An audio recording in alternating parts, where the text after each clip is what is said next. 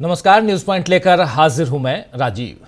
दोस्तों, भारत और पाकिस्तान के बीच अमेरिका ने सीज फायर का ऐलान जिस तरह से किया, उसका असली खेल अब सामने आ गया है। दरअसल सीज फायर के बहाने कश्मीर के मुद्दे पर अंतर्राष्ट्रीय दखलंदाजी का खेल रचा गया और बड़े अफसोस की बात है कि मोदी सरकार इस खेल में फंस गई। हालांकि खबरें जो सूत्रों के मुताबिक चल रही हैं, उसमें कहा जा रहा है कि भारत ने कश्मीर विवाद पर किसी की भी मध्यस्थता से इनकार कर दिया है। लेकिन अच्छा होता अगर मोदी खुद सामने आकर इस बात को कहते। इससे देश में उन पर उठ रही उंगलियां जो हैं वो भी नीची हो जाती हैं और अमेरिका या पाकिस्तान को भी मनमाने बयान जारी करने से पहले सोचना पड़ता। मगर इस समय मोदी कूटनीतिक मोर्चे पर बुरी तरह पिछड़ चुके हैं। ऑपरेशन सिंदूर के जरिए भारतीय सेना ने आतंक के अड्डे खत्म किए, पाकिस्तान को मजबूर कर दिया कि वो अमेरिका और चीन के पास मदद के लिए जाए। लेकिन सेना की इस सफलता के बीच जब देश ने सुना कि ट्रंप भारत और पाकिस्तान के बीच सीज फायर कराने का श्रेय ले रहे हैं, क्रेडिट ले रहे हैं, तो फिर सवाल उठने लगे कि ट्रंप को यह हक क्या मोदी सरकार ने दिया है। ट्रंप ने पहले सीज फायर करवाने का बयान दिया, उसके बाद एक ट्वीट कर यह लिख दिया कि वो कश्मीर विवाद का समाधान खोजने के लिए दोनों देशों के साथ मिलकर काम करने के लिए उत्सुक हैं। जरा उस ट्वीट को ले आइए। इंग्लिश में वो ट्वीट है लेकिन बहुत इंपॉर्टेंट है। I am very proud of the strong and unwaveringly powerful leadership of India and Pakistan for having the strength, wisdom, ये and fortitude, ये पूरा इसमें जो है इसका जो कह रहे हैं वो जरा आप तक हम पहुंचा दे रहे हैं। कह रहे हैं ट्रंप इसमें कि दोनों देशों के साथ मिलकर काम करने के लिए हम, और उसमें भी कश्मीर के मुद्दे को का समाधान करने के लिए मैं उत्सुक हूं, हम उत्सुक हैं। इस ट्वीट में उन्होंने कश्मीर को 1000 साल से चल रहा मुद्दा बता दिया है। पहले भी ट्रंप कश्मीर को पाक के बीच हजारों सालों का मुद्दा बता चुके हैं। भारत और पाकिस्तान के बीच कश्मीर को लेकर कह चुके हैं कि यह हजारों साल पुराना मुद्दा है। पिछली बार भी उन्होंने सबसे पहले कहा, सोशल मीडिया पर ट्रंप साहब जो हैं वो ट्रोल भी हुए, लेकिन उसके बाद फिर दूसरी बार जब उन्होंने बयान दिया तो दशकों और सैकड़ों साल कह दिया, लेकिन अब फिर से हजारों साल पुराना मामला कह रहे हैं। ये जो मामला है दोस्तों, ये न केवल तथ्यात्मक तौर पर गलत है बल्कि बेहद शर्मनाक भी है कि कश्मीर के संवेदनशील मुद्दे को डोनाल्ड ट्रंप इतने हल्के तरीके से पेश कर रहे हैं और हजारों साल से विवाद की बात कहकर वो भारत की छवि भी बिगाड़ रहे हैं, क्योंकि भारत का इतिहास ऐसा नहीं रहा है कि वो किसी और की जमीन को जबरन अपना बताकर कब्जा करे। ये काम अमेरिका और ब्रिटेन जैसे साम्राज्यवादी देशों का रहा है। लेकिन ट्रंप भारत का अपमान लगातार कर रहे हैं और मोदी इस पर कुछ नहीं कह रहे हैं। मोदी चुप हैं। मोदी यह भी नहीं बता रहे हैं कि कल से लेकर आज तक आखिर पर्दे के पीछे ऐसा क्या हुआ है कि एक तरफ सीज फायर की घोषणा हुई और दूसरी तरफ पाकिस्तान की तरफ से हमले हो गए। रात को आप देखिए, सीज फायर का उल्लंघन मात्र 3 घंटे के अंदर। जब कल शाम को हम लोग न्यूज पॉइंट कर रहे थे, वो जैसे ही खत्म होता है उसके बाद उधर सीज फायर का उल्लंघन होता है, श्रीनगर से लेकर यानी जम्मू कश्मीर, उसके बाद पंजाब, फिर नीचे आइए तो राजस्थान, उसके नीचे आइए तो गुजरात। ये 4 प्रमुख राज्य जो हैं, जो सीमावर्ती राज्य हैं, इन चारों राज्यों में सीज फायर का उल्लंघन एक के बाद एक पाकिस्तान करता हुआ नजर आया। ये दूसरी घटना। और तीसरी घटना क्या? तीसरी तरफ शहबाज शरीफ का ऐतिहासिक जीत वाला बयान जो है, भाषण जो है, वो आ गया रात को 11:30 बजे। शहबाज शरीफ जो पाकिस्तान के प्रधानमंत्री हैं, वो भाषण दे रहे हैं और उसमें कह रहे हैं कि ये हमारी ऐतिहासिक जीत है। इस जंग में पाकिस्तान की जीत हुई है और उस जीत के लिए जिन देशों ने उनकी मदद की है उन देशों का शुक्रगुजार हूं मैं। जिसमें वो नाम ले रहे हैं ट्रंप साहब का भी, नाम ले रहे हैं ब्रिटेन के हुकूमत का भी, वो नाम ले रहे हैं सऊदी अरब का, कतर का, यूएई का, और साथ में कहते हैं, और तुर्की का, और साथ में कहते हैं कि अगर मैं अपने अजीज मित्र, दोस्त, फ्रेंड, अगर शी जिनपिंग का नाम न लूं यानी चाइना का नाम न लूं तो फिर मेरा ये जो शुक्रगुजार मैं हूं इन लोगों का, ये जो मेरा आभार प्रदर्शन है ये अधूरा रह जाएगा। ये कल कह रहे थे पाकिस्तान के प्रधानमंत्री शहबाज शरीफ। लेकिन चौथी तरफ ट्रंप, डोनाल्ड ट्रंप कश्मीर के मुद्दे की बात भी कल कह चले, जिस पर हम चर्चा कर रहे हैं। मोदी की जगह राजनाथ सिंह का एक बयान जरूर सामने आया है आज, जिसमें वो पुरानी बातें ही बता रहे हैं, लेकिन अब देश को ताजा अपडेट चाहिए। विपक्ष भी यही मांग कर रहा है। आज कांग्रेस ने प्रेस कॉन्फ्रेंस की और कई जरूरी सवाल उठाए। लेकिन अभी इस वक्त जब हम चर्चा ये कर रहे हैं तो उधर एक प्रेस कॉन्फ्रेंस और चल रही है और अब खत्म होने को है। वो प्रेस कॉन्फ्रेंस है सेना के तीनों अंगों की। उसमें जल थल नभ तीनों सेना के जो अंग के अधिकारी हैं वो वहां पर डीजीएमओ के साथ अब प्रेस कॉन्फ्रेंस कर बता रहे हैं कि हमने जब हमला किया तो हमने क्या किया। सेना का मोराल हाई होना चाहिए और इसमें सेना अपनी बात बता रही है। बहुत अच्छी बात है, नतमस्तक हूं सेना के आगे। लेकिन जब सेना से इतर प्रधानमंत्री नरेंद्र मोदी की बात की जाए, जब बात बीजेपी या एनडीए की जाए, तो फिर यहां कई सवाल खड़े होते हैं। प्रधानमंत्री नरेंद्र मोदी आज तक अभी तक आधिकारिक तौर पर इस पूरे कॉन्फ्लिक्ट के बारे में कुछ नहीं कहते हैं, न सीज फायर के बारे में कहते हैं, न ही ये सब कुछ जो हुआ है उसके बारे में कुछ कह रहे हैं। जो भी बयान आ रहे हैं, जो भी बात आ रही है, वो उनके मातहत किसी और की तरफ से आ रही है। क्या प्रधानमंत्री से ये उम्मीद नहीं की जा सकती है? आज कांग्रेस ने जब प्रेस कॉन्फ्रेंस की है तो ऐसे ही जरूरी सवाल कांग्रेस ने उठाए हैं और सबसे पहला सवाल कि कश्मीर पर मध्यस्थता की बात पर आखिर नरेंद्र मोदी ने चुप्पी क्यों साध रखी है। सचिन पायलट ने प्रेस कॉन्फ्रेंस कर जो बातें पूछी हैं जरा सुन लीजिए। और कांग्रेस पार्टी बहुत लंबे समय से इस मांग को करती आई है कि हम लोगों को पार्लियामेंट का एक विशेष सत्र बुलाना चाहिए। आप सबको याद होगा 1994 में कांग्रेस की सरकार में सर्वसम्मति से एक प्रस्ताव पारित किया था जहां पर पीओके को वापस लेने की सहमति संपूर्ण संसद के सभी सदस्यों ने एक स्वर में ली थी। 1994 का जो रेजोल्यूशन है, समय आ गया कि उसको हमें दोबारा दोहराना चाहिए। और इस पूरे प्रकरण में पहलगांव के आतंकी हमले के बाद देश में शायद पहली बार अनप्रेसिडेंटेड और एक तरफा समर्थन भारत सरकार को सब पक्षों से मिला। सभी दल, सभी विचारधारा, 140 करोड़ लोग भारत सरकार के साथ खड़े रहे और हमने साफ कहा था कि पहलगाम में जो आक्रमण हुआ है वो भारत की आत्मा पे आक्रमण है और इसका मुंहतोड़ जवाब देना अति आवश्यक है। सेना ने जो कदम उठाए उस पर हम सबको बड़ा गर्व है और जो आतंकी इलाकों पर, ठिकानों पर जो अटैक करा उसका हम सबको बहुत संतुष्टि इस बात की है कि हमारी भारत की सेना उस काम को कर पाई। लेकिन अनवेवरिंग, अनप्रेसिडेंटेड सपोर्ट जो भारत सरकार को दिया, मैं समझता हूं कि हमारी जो मांग है उसको सरकार को सुनना चाहिए और एक विशेष सत्र पार्लियामेंट का बुलाना चाहिए।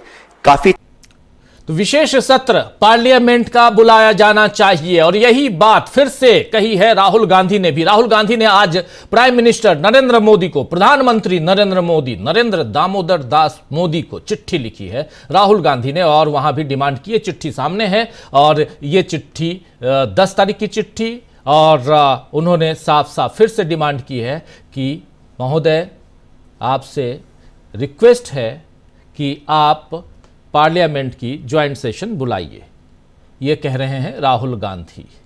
और दूसरी तरफ सीज फायर को लेकर भी कांग्रेस ने आज सवाल किए। इसी प्रेस कॉन्फ्रेंस में सचिन पायलट ने और क्या कुछ कहा है जरा ये सुन लीजिए। पिछले 24 घंटों का जो घटनाक्रम है बहुत तेजी से बदला है और हम सबको बड़ा आश्चर्य हुआ जब सीज फायर की जो घोषणा है वो अमेरिकी राष्ट्रपति ने करी। ये शायद पहली बार हुआ है कि इस प्रकार की सीज फायर की घोषणा सोशल मीडिया के माध्यम से अमेरिका के राष्ट्रपति करते हैं। और जो उन्होंने अपने सोशल पोस्ट पर लिखा है उस पर भी हमको ध्यान देना चाहिए।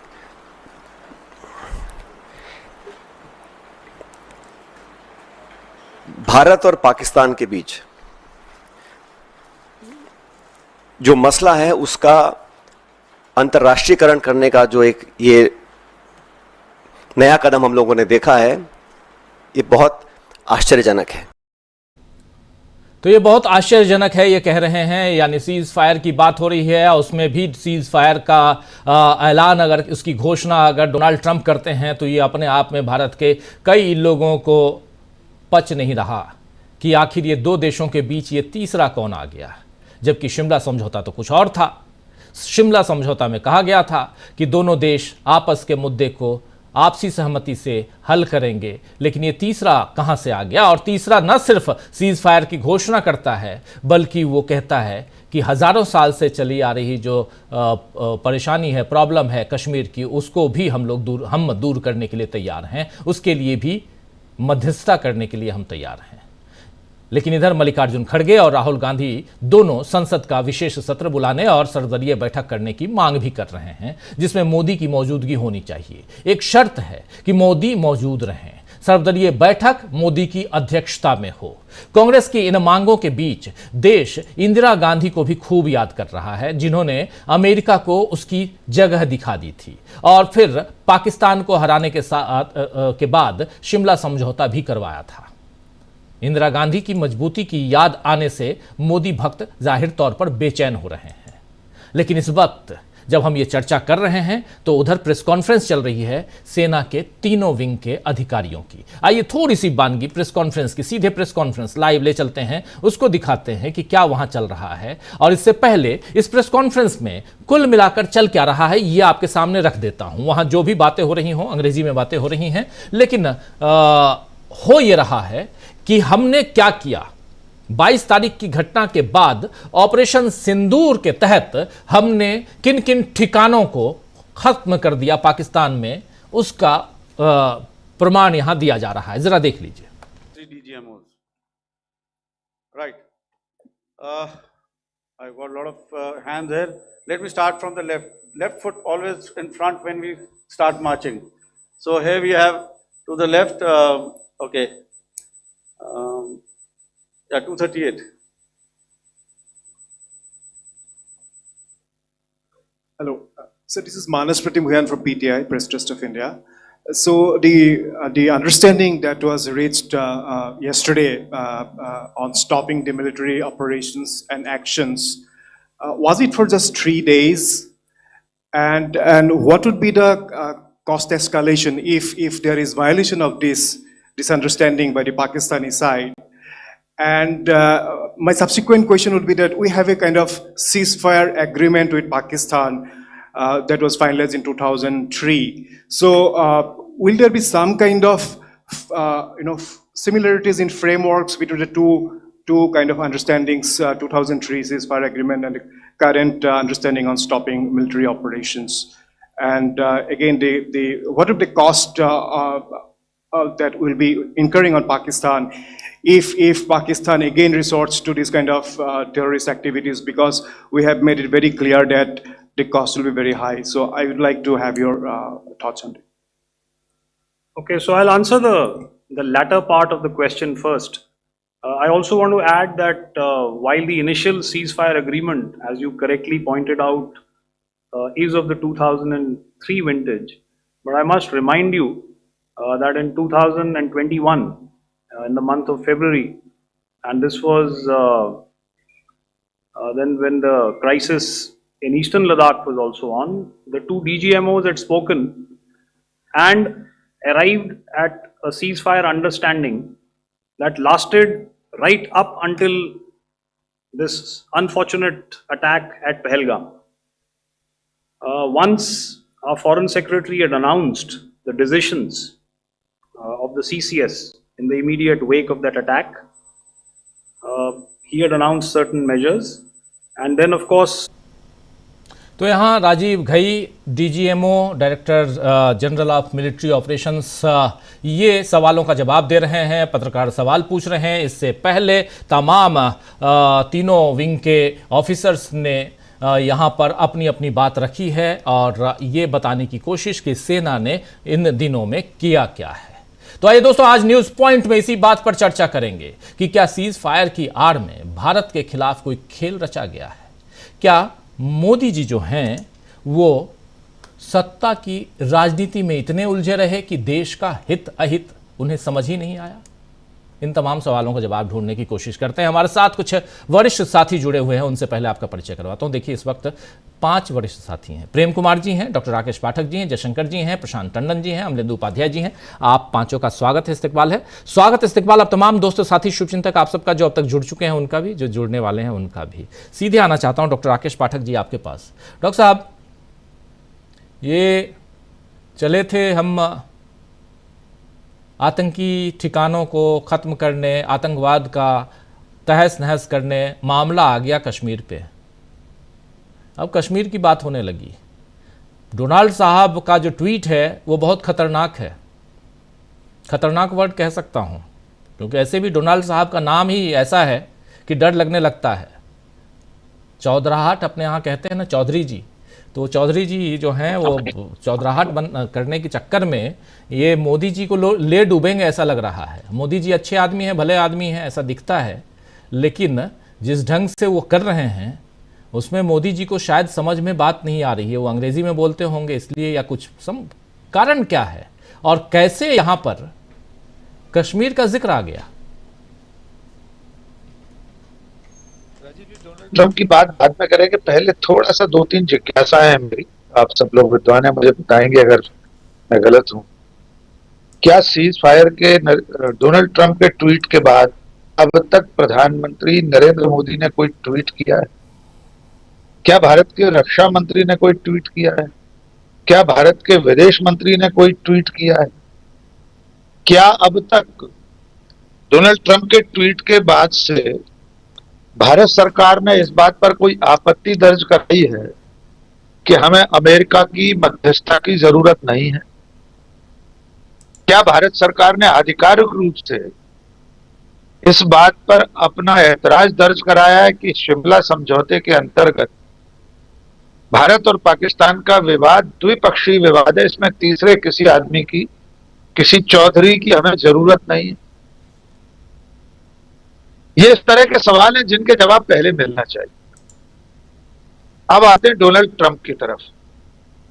बड़ी हैरानी की बात है राजीव जी कि अमेरिका के व्हाइट हाउस में बैठे हुए लोग, अमेरिका के राष्ट्रपति के सूचना सलाहकार, जो भी उनका मीडिया का तंत्र होगा, वो उन्हें पिछले कई दिनों में एक बार भी ये नहीं बता पाया कि भारत और पाकिस्तान के बीच विवाद हजारों साल से नहीं चल रहा है। आज दूसरी बार ऐसा हुआ है 15 दिन में। डोनाल्ड ट्रंप ने दूसरी या तीसरी बार लिखा है, तीसरी बार, बिल्कुल आप सही करें, तीसरी बार, कि भारत और पाकिस्तान हजारों साल से लड़ रहे हैं। ये इतनी छोटी सी बात है कि व्हाइट हाउस का, उनके ओवल ऑफिस में बैठा हुआ एक छोटा सा क्लर्क भी गूगल करके उन्हें बता देता कि पाकिस्तान का उदय भारत विभाजन के साथ 1947 में हुआ है। ये इतनी मूर्खतापूर्ण बात है कि अमेरिका और भारत दोनों को चिंता करनी चाहिए। कम से कम विदेश मंत्रालय उनसे इतना तो कह दे, चलिए कश्मीर पर हम आपकी बात मान लेंगे, आपको बिठा लेंगे बीच में, लेकिन कम से कम ये तो मत कहिए कि हजारों साल से चल रहे हैं। कहां 80 साल का वक्फा, कहां हजारों साल तो सिंधु घाटी सभ्यता के समय में पहुंच जाएंगे। अब आते हैं इस बात पर कि आखिर डोनाल्ड ट्रंप एक तरफा सारे ऐलान कैसे करते चले जाते हैं? कोई और भी इसमें शामिल है क्या? बहुत कम लोगों की नजर उस बात पर गई, आप सबकी तो गई, आपने भी उसका जिक्र किया था शायद, कि सऊदी अरब का एक मंत्री भारत में था, एक पाकिस्तान में था। शायद वो प्रधानमंत्री यहां थे और विदेश मंत्री पाकिस्तान में थे। उनकी क्या भूमिका हो सकती है? सीज फायर की शर्तों में कहीं न्यूट्रल प्लेस पर, एक ऐसे निष्पक्ष स्थान पर बातचीत की बात हो रही है। क्या वो सऊदी अरब की राजधानी रियाद हो सकता है? या अमेरिका जैसे कैंप डेविड समझौते के समय, जिमी कार्टर के समय, इजराइल और मिस्र के बीच में समझौता कराने कैंप डेविड में बैठा था, फिर नोबेल पुरस्कार हासिल कर लिया था जिमी कार्टर। अगर मैं नाम गलत ले रहा हूं तो प्रशांत जी दुरुस्त करेंगे। तो क्या इस वक्त डोनाल्ड ट्रंप ऐसी किसी भूमिका पे है कि भारत और पाकिस्तान के प्रधानमंत्रियों को किसी तीसरी जगह ले जाकर वहां पकड़कर बिठा दे टेबल पर और तब बातचीत शुरू हो? और इस तरह से हमारे द्विपक्षीय मामले को एक बीच के मध्यस्थ की भूमिका के साथ हमने अपने वो सारे अवसर गंवा दिए जो इतने सालों से हमने बचा कर रखे थे। अब जहां तक सीज फायर का प्रश्न है उस पर भी बात कर लेते हैं। हर बार ये बात हो रही है कि पाकिस्तान ने सीज फायर का उल्लंघन किया है।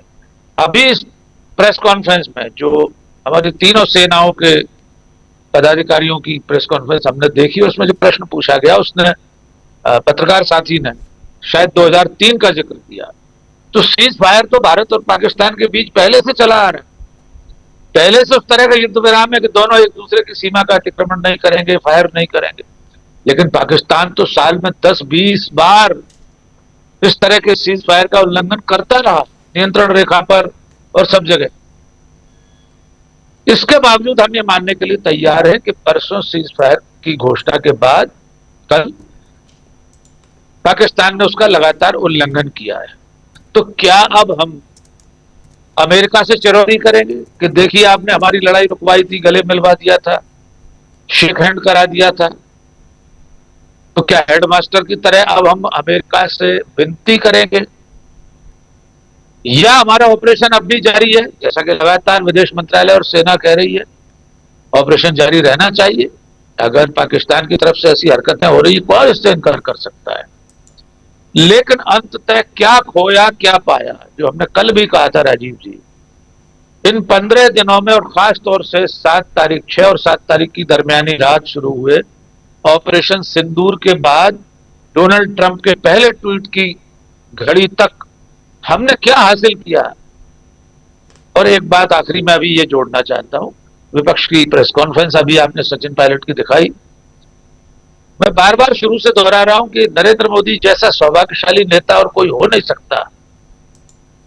उनके सामने एक ऐसा राजा बेटा, ऐसा रानी बिटिया टाइप का विपक्ष है कि वो अब भी सवाल नहीं पूछ रहा, अब भी कोई इस्तीफा नहीं मांग रहा। अब भी राहुल गांधी, मल्लिकार्जुन खड़गे, सचिन पायलट, अखिलेश यादव, तेजस्वी यादव, स्टालिन, ममता बनर्जी, XYZ, कोई प्रधानमंत्री का इस्तीफा नहीं मांग रहा, कोई रक्षा मंत्री का इस्तीफा नहीं मांग रहा, कोई अकाउंटेबिलिटी की बात नहीं हो रही कि भाई बेशरण थाने का थानेदार भी सस्पेंड क्यों नहीं हुआ। वो थाना तो जनवरी में हटा दिया गया, पुलिस स्टेशन बेशरण का। तो ऐसे विपक्ष के सामने प्रधानमंत्री आने को तैयार नहीं है। म्यूट वीडियो आज जारी कर दिया गया है। अभी आपने कहा कि प्रधानमंत्री बहुत अच्छे हैं, सचमुच में क्या खूबसूरत नीले रंग की जैकेट पहने हुए हैं, उस पर क्या ही खूबसूरत नीला है या आसमानी है या क्या कहते हैं, फिरोजी कलर है शायद, मैं तो कलर ब्लाइंड हूं। तो वो फिरोजी कलर का दुपट्टा, उस पर गोल्डन देखिए बॉर्डर है। हम और आप ढूंढ सकते हैं इतनी खूबसूरत जैकेट और बॉर्डर वाला ये दुपट्टा। आज की हाई लेवल मीटिंग आज हुई है, ये आज की उसी की बात कर रहा हूं। ये नहीं है, दूसरी है जिसमें वो फिरोजी कलर की जैकेट और गोल्डन बॉर्डर वाली एक अंगोछा पहने हुए जी। हम इस सब वीडियो में देखकर क्या समझें? क्यों नहीं देश के प्रधानमंत्री राष्ट्र के नाम संबोधन देने आ रहे हैं? पाकिस्तान का प्रधानमंत्री 3 बार देश को संबोधित कर चुका है राजीव जी। हम भी तो सुनना चाहते हैं कि हमारे प्रधानमंत्री बताएं क्या खोया क्या पाया। हम उनके साथ हैं, उन्हें डरने की जरूरत नहीं है, आए पर्दे से बाहर। विपक्ष पूरा उनके साथ है, विपक्ष उनसे इस्तीफा नहीं मांग रहा। आप कल्पना करके देखिए राजीव जी, अगर इस वक्त कांग्रेस की सरकार होती, कांग्रेस का प्रधानमंत्री होता, तो अब तक इस्तीफा हो चुका होता। सड़कों पर गली कस्बों से लेकर दिल्ली में 7 लोक कल्याण के सामने भारतीय जनता पार्टी तांडव कर रही होती। कोई राष्ट्रीय हित, राष्ट्रीय एकता की बात बीजेपी नहीं कर रही होती इस समय, और उसने कभी नहीं की। राष्ट्रीय संकट के समय आज तक, आजादी से के दिन से लेकर आज तक उसने कभी सरकार का साथ नहीं दिया। तो आज याद कीजिए 26/11 याद कीजिए, मोदी जी उस समय चीफ मिनिस्टर थे गुजरात के, और वहां प्रेस हमारा अभी जो वीडियो जी, अभी जो टीवी लाइव पर वीडियो हमारा लगा है कि युद्ध काल में भी राजनीति से बाज नहीं आई भाजपा, दर्शक देख सकते हैं, टीवी लाइव पर लगा हुआ है। उसमें विस्तार से 26/11 के बाद बीजेपी ने क्या क्या किया था उस सब का विवरण है। तो मैं अंत में फिर लौटता हूं, डोनाल्ड ट्रंप की ये जो पहलकदमी है, ये भारत और पाकिस्तान को एक तो बराबर के ओहदे पर, बराबर के कद पर रख देने की कोशिश है। हम हमेशा अपर हैंड थे, लेकिन आज की तारीख में डोनाल्ड ट्रंप हमारे प्रधानमंत्री की भी तारीफ कर रहे हैं और पाकिस्तान के प्रधानमंत्री की भी तारीफ कर रहे हैं। दोनों को महान नेता बना रहे हैं। ऐसा इससे पहले कभी नहीं हुआ। जी राजीव जी बिल्कुल बिल्कुल, आप सही कह रहे हैं कि इधर भी और उधर भी ठीक है, मीडिएटर हैं तो वो दोनों साइड की बात करेंगे, लेकिन यहां अभी आज की तारीख में कश्मीर का जिक्र क्यों आ गया, ये भी एक बड़ा सवाल है। जरा आना चाहता हूं जल्दी से प्रेम कुमार जी आपके पास। प्रेम कुमार जी, कश्मीर का जिक्र छेड़कर क्या यहां नरेंद्र मोदी को और एक कदम पीछे खींच दिया है, पीछे कर दिया है, खींचना तो सही नहीं होगा, पीछे कर दिया है यहां पर डोनाल्ड ट्रंप ने?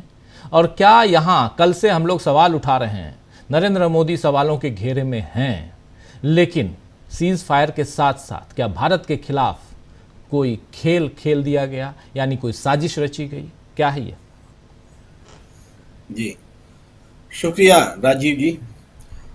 देखिए, जो पहलगाम में आतंकी आए, जिन्होंने इनोसेंट सैलानियों को मारा, उस घटना को याद कीजिए और अब याद कीजिए कि कश्मीर को लेकर के डोनाल्ड ट्रंप बात करना चाहते हैं। क्या मतलब है? इसका मतलब है कि एक आतंकी घटना ने देश की दुनिया के फलक पर कश्मीर मुद्दे पर बातचीत करने की स्थिति बना दी।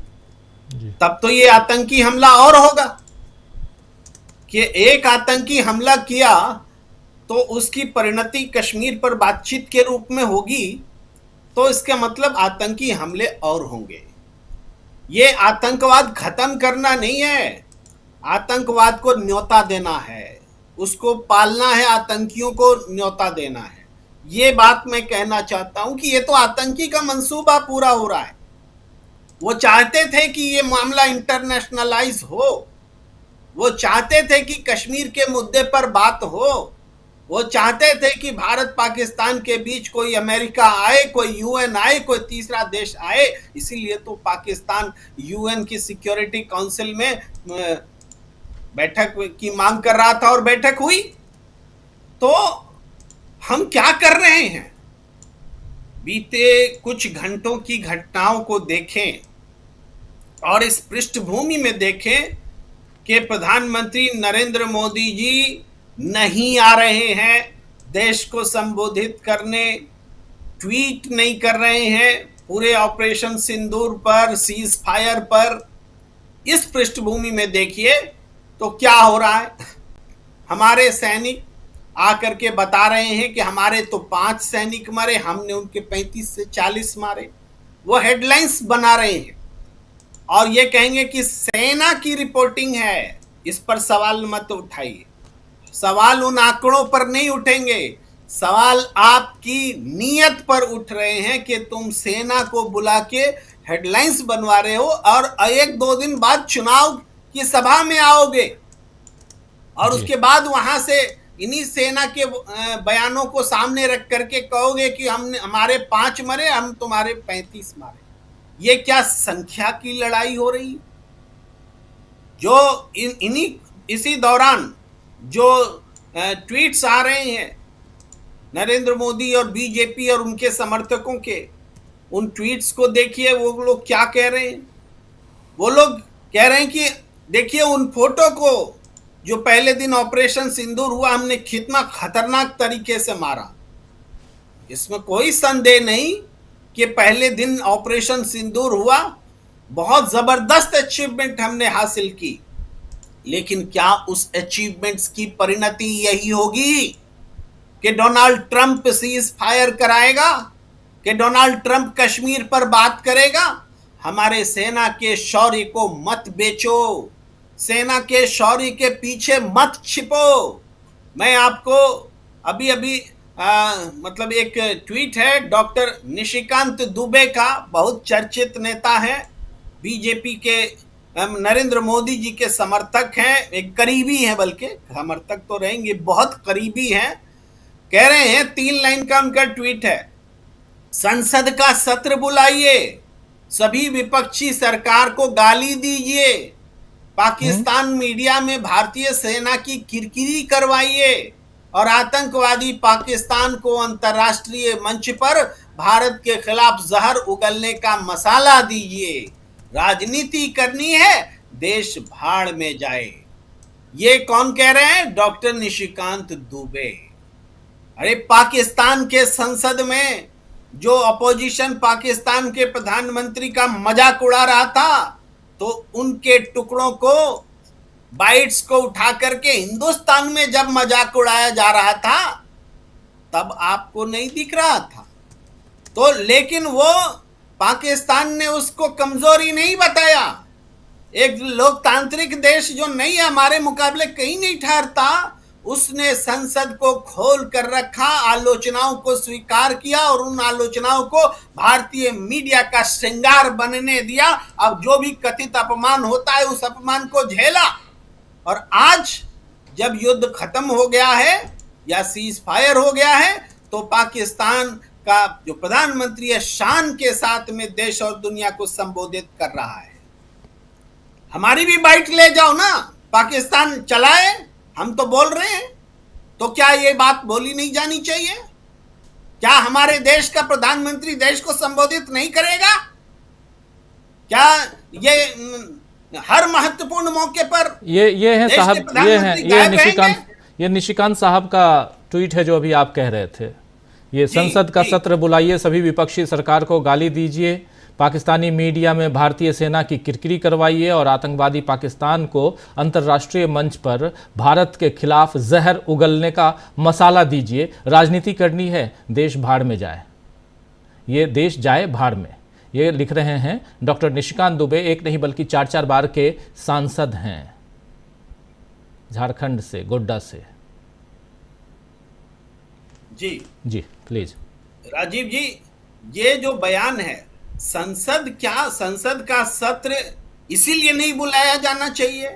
संसद का सत्र देश और दुनिया याद रखेगी कि जब इस देश को सबसे ज्यादा संसद की जरूरत थी, जब ये देश संकट में फंसा हुआ था, जब ये देश आतंकवाद से लड़ाई लड़ रहा था, जब ये देश आतंकवाद के खिलाफ कुर्बानी दे रहा था, जब ये देश आतंकवाद के खिलाफ ऑपरेशन सिंदूर चला रहा था, देश की संसद के पट बंद थे। देश याद रखेगी, दुनिया याद रखेगी कि ये दुनिया का सबसे बड़ा लोकतंत्र, उसका मंदिर संसद, उसके कपाट बंद थे। और ये लोग बता रहे हैं कि संसद का सत्र खुलेगा तो उसमें आलोचनाएं होंगी, हमारा सिर शर्म से झुक जाएगा।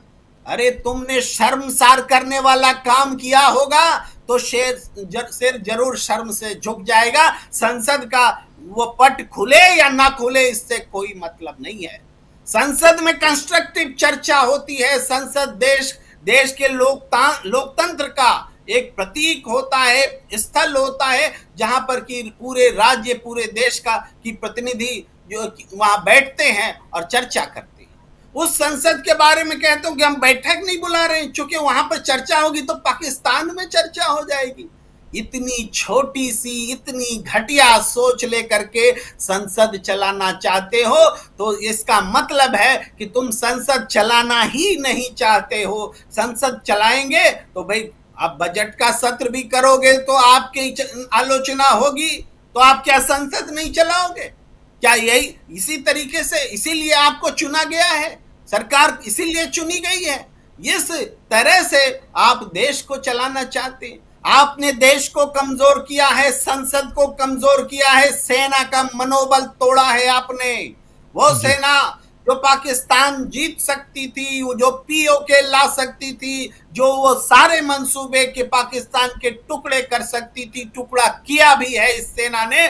उस सेना के पैरों में आपने सीज फायर की जंजीरें लगा दी हैं। सीज फायर नहीं, ये सेना के पैरों में जंजीरें हैं। और आज आप कह रहे हैं कि ऑपरेशन सिंदूर जारी है। अरे ऑपरेशन सिंदूर को आपने 3 घंटे का खून भरी मांग वाला फिल्म बना करके रख दिया है। खून भरी मांग वाला फिल्म बना करके रख दिया है। ये ऑपरेशन सिंदूर के मंसूबे को, सिंदूर का अपमान कर डाला है आपने, भारतीय संस्कृति का अपमान कर डाला है आपने, भारत की माताओं का अपमान कर डाला है, भारत की महिलाओं का अपमान कर डाला है, जिनके माथे से सिंदूर पोंछ दिया गया, जिनके हस्बैंड ने कुर्बानियां दी, उनके खिलाफ आपने काम किया है। ये बात आपको समझनी होगी। और अगर आपने गलती की है तो देश के सामने आकर के माफी मांगिए। क्या हमसे गलती हुई है? हम तीसरे पक्ष की मध्यस्थता नहीं लेंगे। ये जो डोनाल्ड ट्रंप बोल रहा है उसको हम स्वीकार नहीं करेंगे। और सीज फायर जो हुआ है वो हमारी गलती है। सीज फायर गलती है क्योंकि इस लड़ाई का मकसद पूरा नहीं हुआ था। अगर हम हार रहे थे और इसलिए हमने सीज फायर कर लिया तो वो भी देश को बताओ कि हम कहां हार रहे थे, किससे हार रहे थे। डोनाल्ड ट्रंप तो कह रहा है कि हमने लाखों लोगों की जान बचा दी। क्या पाकिस्तान हमारे देश के लाखों लोगों को मारने वाला था? क्या पाकिस्तान हमारे देश के लाखों लोगों को मारने वाला था कि हमने बच करके सीज फायर को स्वीकार कर लिया? ये देश को बताना पड़ेगा। क्या सेना के पराक्रम पर आपको भरोसा नहीं था? क्या भारतीय जनता ने जिस तरह से आपको समर्थन दिया, अपोजिशन ने जिस तरह से आपको समर्थन दिया, उस समर्थन की मजबूती पर आपको भरोसा नहीं था? आखिर क्या कमी रह गई थी? क्या कमी रह गई थी कि 56 इंच का सीना दिखा नहीं सके? ये सवाल पूछती रहेगी आने वाली पीढ़ियां, हमेशा पूछती रहेगी। ये सीज फायर देश के पूरे एक तरह से सम्मान पर बट्टा लगा है। और आने वाले समय में कूटनीतिक स्तर पर अगर इसी तरीके से चला जाएगा तो फिर निश्चित रूप से आज लोग जिस तरह से इंदिरा गांधी को याद कर रहे हैं, जिस तरह से पुराने युद्ध को याद कर रहे हैं, युद्ध के नतीजों को याद करें। पाकिस्तान हमारे सामने कभी टिकता ही नहीं था। वो तो कुछ दिन की लड़ाई में नेस्तनाबूत हो जाया करता था। आज हमारे इलाके में ड्रोन पर ड्रोन छोड़ता चला गया। पाकिस्तान का जो एरिया है उस एरिया से ज्यादा बड़ा एरिया में पाकिस्तान ने हिंदुस्तान के इलाकों में ड्रोन्स छोड़े हैं। जम्मू कश्मीर से लेके गुजरात तक में पाकिस्तान ने ज्यादा मारक क्षमता दिखला दी और आप बैठ करके तमाशा देखते रहे और कहीं गिन रहे हैं कि हमारे 5 मरे, आपके 35 मार दिए। शर्म आती है इस सीज फायर के इस बात के परिणाम की समीक्षा पर।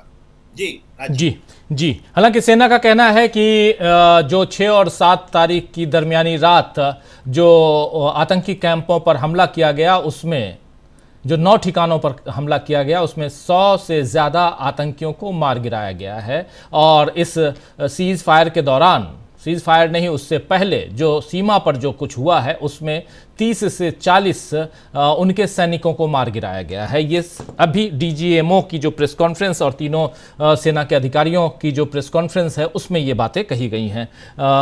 लेकिन सवाल यहाँ कई हैं।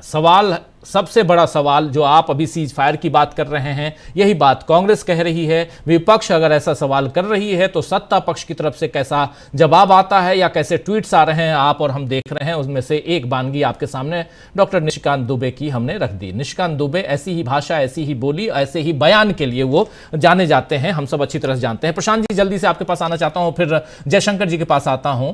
और बहुत कुछ इस मसले पे कि एक गंभीर मुद्दा है जो यहां से लेकर अब अंतरराष्ट्रीय पटल पर CNN आज लिखता है, बताता है कि भारत ने 1 या 2 तारीख को अमेरिका से गुजारिश की थी इसमें मध्यस्थता की। CNN का है। दुनिया के अलग अलग अखबार अलग इसी ढंग से बातें कर रहे हैं। पाकिस्तान में कल जश्न का माहौल था अलग अलग जगहों पे पाकिस्तान के। हालांकि अपने यहां पाकिस्तान के चैनल्स, पाकिस्तान के अखबार सब बैन हैं अभी, लेकिन आप देखिए और वहां से जो भेजे जा रहे हैं, या आपने शहबाज शरीफ का कल का भाषण सुना होगा प्रशांत जी, जिसमें वो बिल्कुल विजयी मुद्रा में जो कह रहे हैं, देश को संबोधित कर रहे हैं देर रात, और उसके बाद देर रात तक वहां जश्न का माहौल। भारत में आखिर हुआ क्या है? पाकिस्तान ने क्या कर लिया? सेना हमारी बहुत मजबूत है और यही तो कह रहे हैं बीपी मलिक, यही तो कह रहे हैं नरवाने, यही तो कह रहे हैं ब्रह्मचलानी और ऐसे तमाम लोग कि 2-3 दिन का मौका देते, फिर दिखा देते हम। और सीज फायर जिसका जिक्र कर रहे हैं प्रेम कुमार जी कि सीज फायर अगर नहीं करते तो अभी परिस्थिति दूसरी होती, लेकिन घोषणा वहां से, और करना ही था तो घोषणा यहां से क्यों नहीं? और इसमें अब कश्मीर कहां से?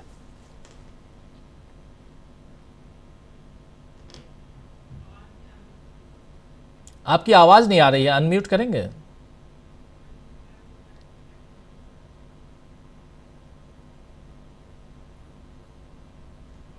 आवाज नहीं आ रही, चलिए दोबारा जोड़ने की कोशिश करते हैं। तब तक जयशंकर जी इन्हीं सवालों के साथ। जयशंकर जी, आपको सुनना बहुत जरूरी है। पिछले लगभग सप्ताह भर से आपसे बात नहीं हुई और बहुत कुछ आपके पास है, मैं जानता हूं। आप 71 को भी बहुत नजदीक से देखे हैं, 2025 को भी बहुत नजदीक से देखे हैं। इंदिरा जी की बात भी आ रही है, बात अटल बिहारी वाजपेयी की भी आ रही है, बात इधर मनमोहन सिंह के एरा की भी आ रही है। वीडियो जारी किया जा रहा है कल से ही बीजेपी की तरफ से, और बात आज डोनाल्ड ट्रंप और नरेंद्र मोदी की आ रही है। राजीव जी, पहली बात तो यह है कि अंतर्राष्ट्रीय क्षितिज पर भारत इतनी बेचारगी की स्थिति में शायद कभी नहीं रहा होगा। अब ये संघर्ष विराम या सीज फायर किन परिस्थितियों में हुआ, किसके दबाव में हुआ, इसके लिए किसने संपर्क किया, किसने पहल की, ये सारे सवाल हैं। इन सवालों का जवाब तो हमारी सरकार को आज नहीं तो कल देना पड़ेगा। जैसे अभी आपने कहा CNN की बात कही, ऐसे कई अमेरिकी अखबारों की रिपोर्ट आ रही है। वो लोग कह रहे हैं कि साहब, भारत ने संघर्ष विराम के लिए व्हाइट हाउस से संपर्क किया था। अभी पता नहीं इसमें क्या सच है क्या गलत है, तो भारत सरकार ही बता सकती है। लेकिन क्या कौन सी मजबूरी थी आपके सामने? आप तो POK पे कब्जा करने जा रहे थे, आप तो बलूचिस्तान को अलग मुल्क बनाने जा रहे थे, आप तो लाहौर पे कब्जा हो रहा था, इस्लामाबाद पहुंच रहे थे, कराची का बंदरगाह नष्ट कर रहे थे, सारा कुछ हो रहा था। इसके बीच अचानक ऐसा क्या हो गया? और दूसरी बात यह है, देखिए असल बात क्या है कि जो समस्या थी, जहां से बात शुरू हुई थी पहलगाम के आतंकी हमलों के बारे में, उसका जो जवाब था ऑपरेशन सिंदूर, तो उसके बारे में बताना चाहिए कि आपको हासिल क्या हुआ। जो 4 आतंकी थे जिन्होंने बेकसूर लोगों की, चाहे वो पर्यटक रहे हो या उनके गाइड आदिल हुसैन भी रहे हों, उनकी जो निर्मम बर्बर हत्या की, उन हत्यारों के नाम पते सब आपको मालूम हो गए थे। उसमें से कितने लोग मारे गए, चारों में से कितने मारे गए, कितने पकड़े गए, इसके बारे में तो बताना चाहिए आपको। दूसरी बात यह है कि जो आप कह रहे हैं कि आतंकी ठिकानों को हमने नष्ट किया, और इतना तो आपने बालाकोट में भी किया था, उस समय भी तो नष्ट हो गए थे, तो फिर कहां से आ गए? आपको तो ये बताना चाहिए कि जो 3 प्रमुख तंजीमें हैं वहां पे पाकिस्तान में जो सक्रिय हैं, हमारे कश्मीर में या अन्य जगहों पे जो आतंकी घटनाओं के लिए जिम्मेदार होते हैं, जैसे मोहम्मद होगा, लश्कर तैयबा है या हिजबुल मुजाहिदीन है, तो उसका जैसे मोहम्मद का मसूद अजहर है, हिजबुल मुजाहिदीन का सैयद सलाहुद्दीन है, लश्कर तैयबा का हाफिज सईद है। उसमें से किसको आपने मारा या किसको आपने दबोचा? एक जगह आपने नष्ट किया, फिर कल दूसरी जगह हो जाएगा शुरू, तो उसमें क्या फर्क पड़ेगा? दूसरी बात यह है, जैसे आपने कहा कि हमारे DGMO ने या मिलिट्री के लोगों ने बनाया सेना की, किसी बात पे हमको अविश्वास करने का कोई अधिकार नहीं है और हम उसके साथ हैं, इसमें भी कोई दो राय नहीं है। लेकिन जो हमारे लोग कितने लोग मारे गए हैं इसके बारे में तो कोई बता ही नहीं रहा है। हम जो छिटपुट घटनाएं अखबारों में या इस पर सोशल मीडिया पे देख रहे हैं कि हमारा एक जवान शहीद हुआ है, उसको कहीं पंजाब में, कहीं उत्तर प्रदेश में, कहीं बिहार में, कहीं राजस्थान में, कहीं हरियाणा में श्रद्धांजलि दी जा रही है, उसकी अंत्येष्टि हो रही है, ये सब देख रहे हैं। पुंछ में कितने लोग मारे गए। आज मैं एक बच्ची का वीडियो देख रहा था राजीव जी, वो सिख परिवार की बच्ची है, उसके पिता की हत्या हो गई थी, जो बम वहाँ जो गोले बारूद जो फटे थे। वो कह रही है, पूछ रही है कि भाई पहलगांव के लिए आपने ऑपरेशन सिंदूर किया, आप पुंछ के लिए भी क्या कोई ऑपरेशन शुरू करेंगे? ये कब तक चलता रहेगा? हम लोग तो लगातार असुरक्षित महसूस कर रहे हैं, कब वहां से धमाके होंगे, कब गोले बारूद। हम हिंदी पट्टी के लोग यहाँ बैठ करके तो हमको बड़ा आनंद आता है कि बस लड़ जाओ, भिड़ जाओ, मार दो, खत्म कर दो, बस अब तो लाहौर पे बिरयानी खाएंगे और मुजफ्फराबाद पे तिरंगा फहराएंगे, सारी बातें कहने बड़ा अच्छा लगता है। लेकिन जो सीमावर्ती इलाकों में जो रहने वाले लोग हैं, उन पर क्या बीत रही होगी या क्या बीतती है, इसके बारे में तो कोई सोचता ही नहीं, कोई बात ही नहीं करता है। तो ये सब बातें तो अलग हैं, लेकिन राजीव जी असली बात वही है कि किसने अधिकार दिया डोनाल्ड ट्रंप को? या तो आप बताइए साफ साफ कि हाँ आपने संपर्क किया, कहा कि भाई हम कमजोर पड़ रहे हैं। कमजोर क्यों पड़ रहे हैं? हमारी सेनाएं तो एकदम मुस्तैदी के साथ लड़ रही हैं। आपने राफेल के बारे में या सारे के बारे में जितनी ढिढोरे पीटे थे, तो उसके बाद तो कुछ बचता नहीं था। तो क्या आप इससे डर गए कि चीन खुल करके आ गया पाकिस्तान के समर्थन में? भाई अब सवाल है कि जैसे वहां का प्रधानमंत्री कह रहा है, बधाई दे रहा है, बता रहा है कि साहब चीन भी हमारे साथ है, UAE भी हमारे साथ है, सऊदी अरब भी हमारे साथ है, ये अमेरिका भी हमारे साथ है, सारे लोग साथ साथ हैं। आपके साथ कौन है? एक कोई खुल करके हमारे साथ खड़ा होकर के आया क्या? कोई भी देश जो भी रहा हो, सबके साथ तो हम गलबैया करते रहे हैं। सऊदी अरब जाकर के वहां बैठे, वहां बात किया, सब कुछ किया, उसको बुलाया भी अपने यहाँ। यूएई में लगातार आप बिजनेस बढ़ा ही रहे हैं, सब कुछ कर रहे हैं, लेकिन उसके बावजूद आपके साथ कोई खड़ा नहीं हो रहा है। तो आप अलग थलग कैसे पड़ते जा रहे हैं? आप तो विश्वगुरु हैं, आप तो तीसरी सबसे बड़ी अर्थव्यवस्था है, आपके ऊपर तो पूरी दुनिया का अर्थव्यवस्था का दारोमदार टिका हुआ है। इसके बावजूद आपकी हालत ये हो जा रही है कि तीसरा देश जो है मध्यस्थता करने की बात कर रहा है। और देखिए, मूर्खता के बारे में कोई जरूरी नहीं कि हमारे पीएमओ का ही पेटेंट हो, वो व्हाइट हाउस का भी पेटेंट हो सकता है, उसको भी नहीं बताना पड़ता होगा कि 1000 साल पुराना है कश्मीर सवाल। कश्मीर तो भैया 1947 में आज़ाद हुआ है, ये तो दुनिया जानती है, जहान जानती है। लेकिन तक्षशिला पाकिस्तान में है, ये भी दुनिया जानती है, लेकिन हमारे प्रधानमंत्री बताते हैं कि नहीं वो बिहार में है। तो इसलिए उसका तो कोई मतलब ही नहीं है। ये तो एक नया दौर ऐसा चला है कि इसमें तथ्यों के उलट बात करते रहिए, उसमें लोग तालियां पीटते रहेंगे। तो ये बातें नहीं है। असल बात यही है कि देखिए, जो इशू भारत और पाकिस्तान का था, चाहे वो इंदिरा गांधी के ज़माने से लेकर पंडित नेहरू के ज़माने से शुरू कर लीजिए और अटल बिहारी वाजपेयी तक, मनमोहन सिंह जी के तक द्विपक्षीय बात होती थी कि भैया हम आपस में मिलकर के सलटा लेंगे, जो भी बात होगी हम आपस में मिलकर सलटा लेंगे। आप कौन होते हैं? आप बैठो ना, आप अपना काम करो ना। किसने मौका दिया? आखिर में कहीं कोई, या तो आपकी कोई ऐसी कमजोर नस है जिसको उन्होंने पकड़ा होगा, जो पाकिस्तान की हालत एकदम, आप तो पानी प्यास से मार रहे थे, बूंद बूंद के लिए तरसा करके मार रहे थे, और हालत ये हो गई कि आज जो मुस्कुरा रहा है, आप जो है मुंह छुपाए हुए भाग रहे हैं, न तो प्रेस कॉन्फ्रेंस कर रहे हैं, न राष्ट्र के नाम संबोधन कर रहे हैं, न विपक्ष की बैठकों में। मतलब ऐसा दुनिया के किसी देश में संभव हो सकता है क्या कि सरकार सर्वदलीय बैठक बुलाए और प्रधानमंत्री उसमें से गायब रहे, वो जाकर के मधुबनी में चुनावी सभा में भाषण कर रहा हो? दूसरी बैठक हुई तब तो यही थे श्रीमान, तब भी नहीं आए, तब भी बैठक में नहीं गए।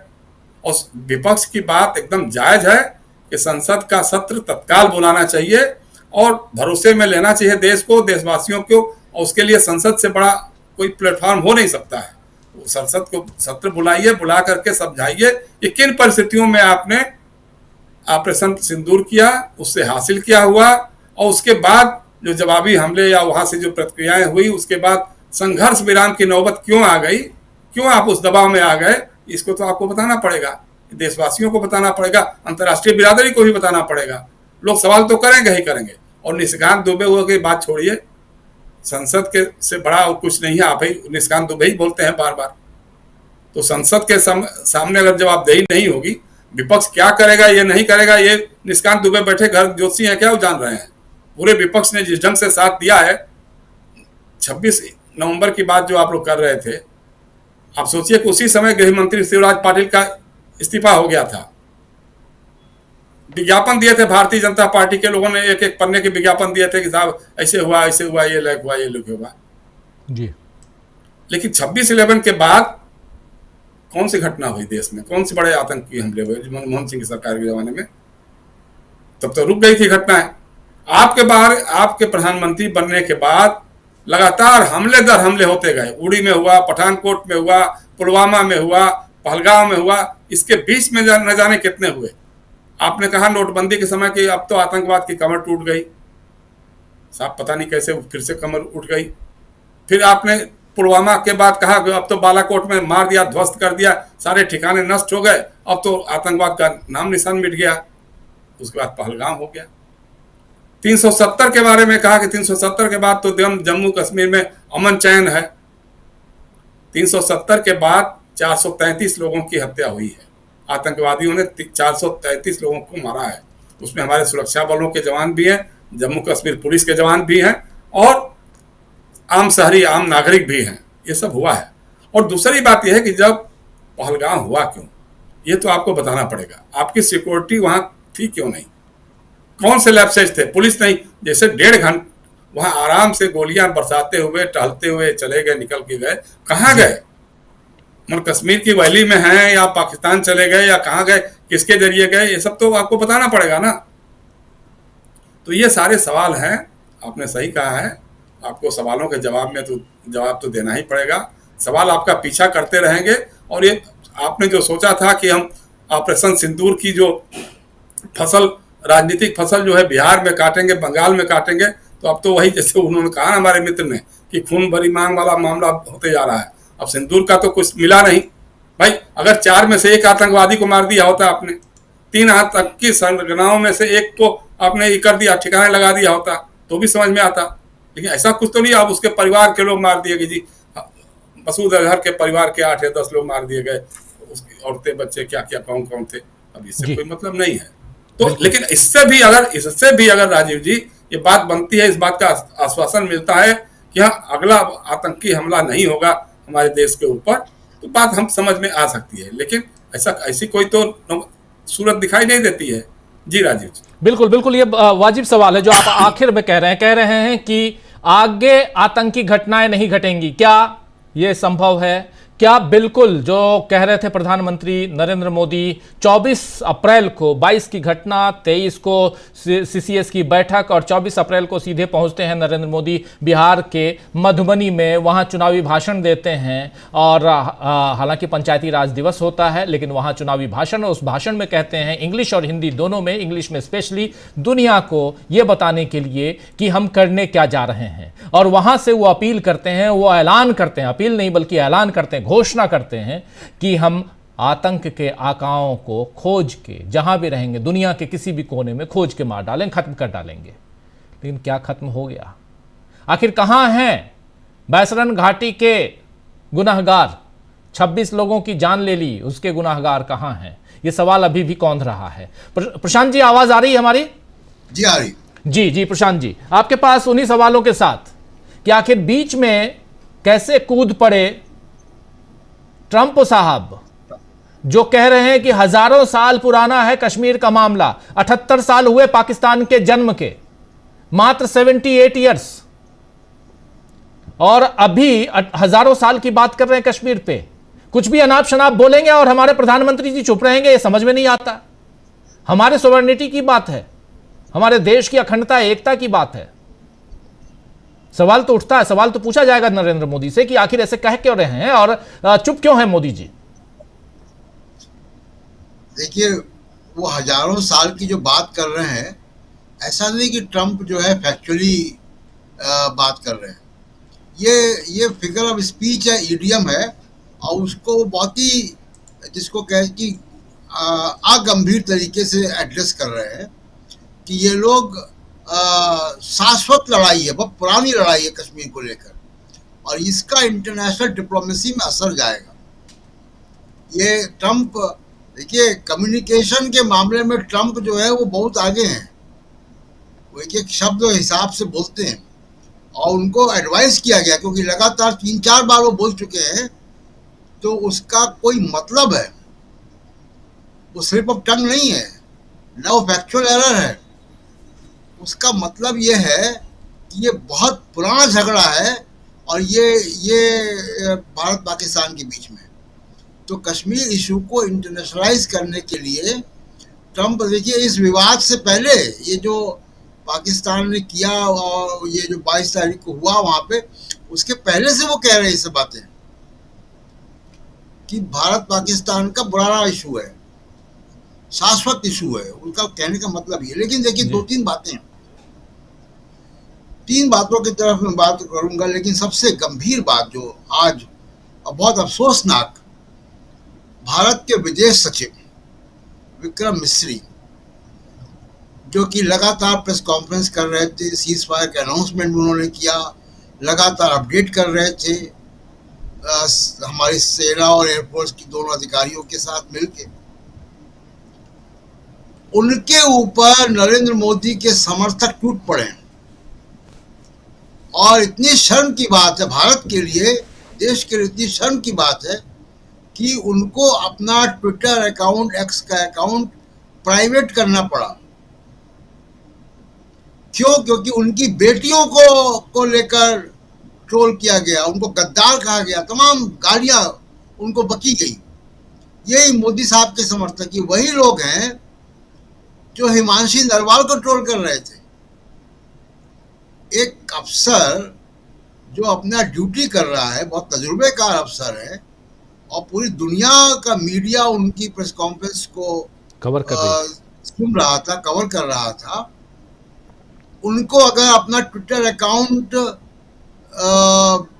राइट विंग ट्रोल्स की वजह से, ये जो जिनका नाम ले रहे थे मेंबर ऑफ पार्लियामेंट, क्या नाम है उनका, doctor supreme court certified Nishikant Dubey ji. Certified, हाँ, आप सोचिए कि वो निशिकांत दुबे है, यही है नाम।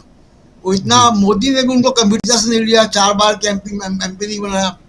सुप्रीम कोर्ट ने कंटेम्प्ट नहीं उनके ऊपर किया, उनको इस लायक ही नहीं समझा कि उनको कंटेम्प्ट किया जाए। हम उन पर क्यों चर्चा करें? खैर, उनके जैसे लोग ट्रोल कर रहे हैं, गालियां दे रहे हैं इनको। आप सोचिए कितनी शर्म की बात है। ये भारत की इमेज क्या जाएगी कि भारत के विदेश सचिव को, जो कल तक सीज फायर का अनाउंस कर रहा था, उसको अपना सोशल मीडिया अकाउंट प्राइवेट करना पड़ गया, छुपाना पड़ गया, क्योंकि गालियां दी जा रही, उनकी बेटियों की फोटो डाल दिया। जबकि बता दूं प्रशांत जी, तीन प्रधानमंत्रियों के निजी सचिव रह चुके हैं ये, IK गुजराल, मनमोहन सिंह और नरेंद्र मोदी। तीनों प्रधानमंत्रियों के निजी सचिव रह चुके हैं, विदेश मंत्रालय में हैं, 89 बैच के हैं, और 2024 में ये विदेश सचिव बने। और इसके अलावा 2 विदेश मंत्री, जी हाँ, 2 विदेश मंत्री, इंद्र कुमार गुजराल जब विदेश मंत्री थे नरसिम्हा राव के समय तब, और उसके बाद प्रणब मुखर्जी उनकी टीम में भी रह चुके हैं। तो एक तजुर्बेकार हैं। पाकिस्तान डेस्क पे काम किया विदेश मंत्रालय में, अलग अलग दुनिया के अलग अलग देशों में वहाँ के एम्बेसीज में इन्होंने काम किया है। तो एक तजुर्बेकार है, इंसान हैं, अधिकारी हैं, और ट्रोल इनको नहीं, इनकी बेटियों के नाम पे किया जा रहा है। जी, और ये वही लोग हैं जो हिमांशी नरवाल को ट्रोल कर रहे थे। मैं क्यों ये बात उठा रहा हूं?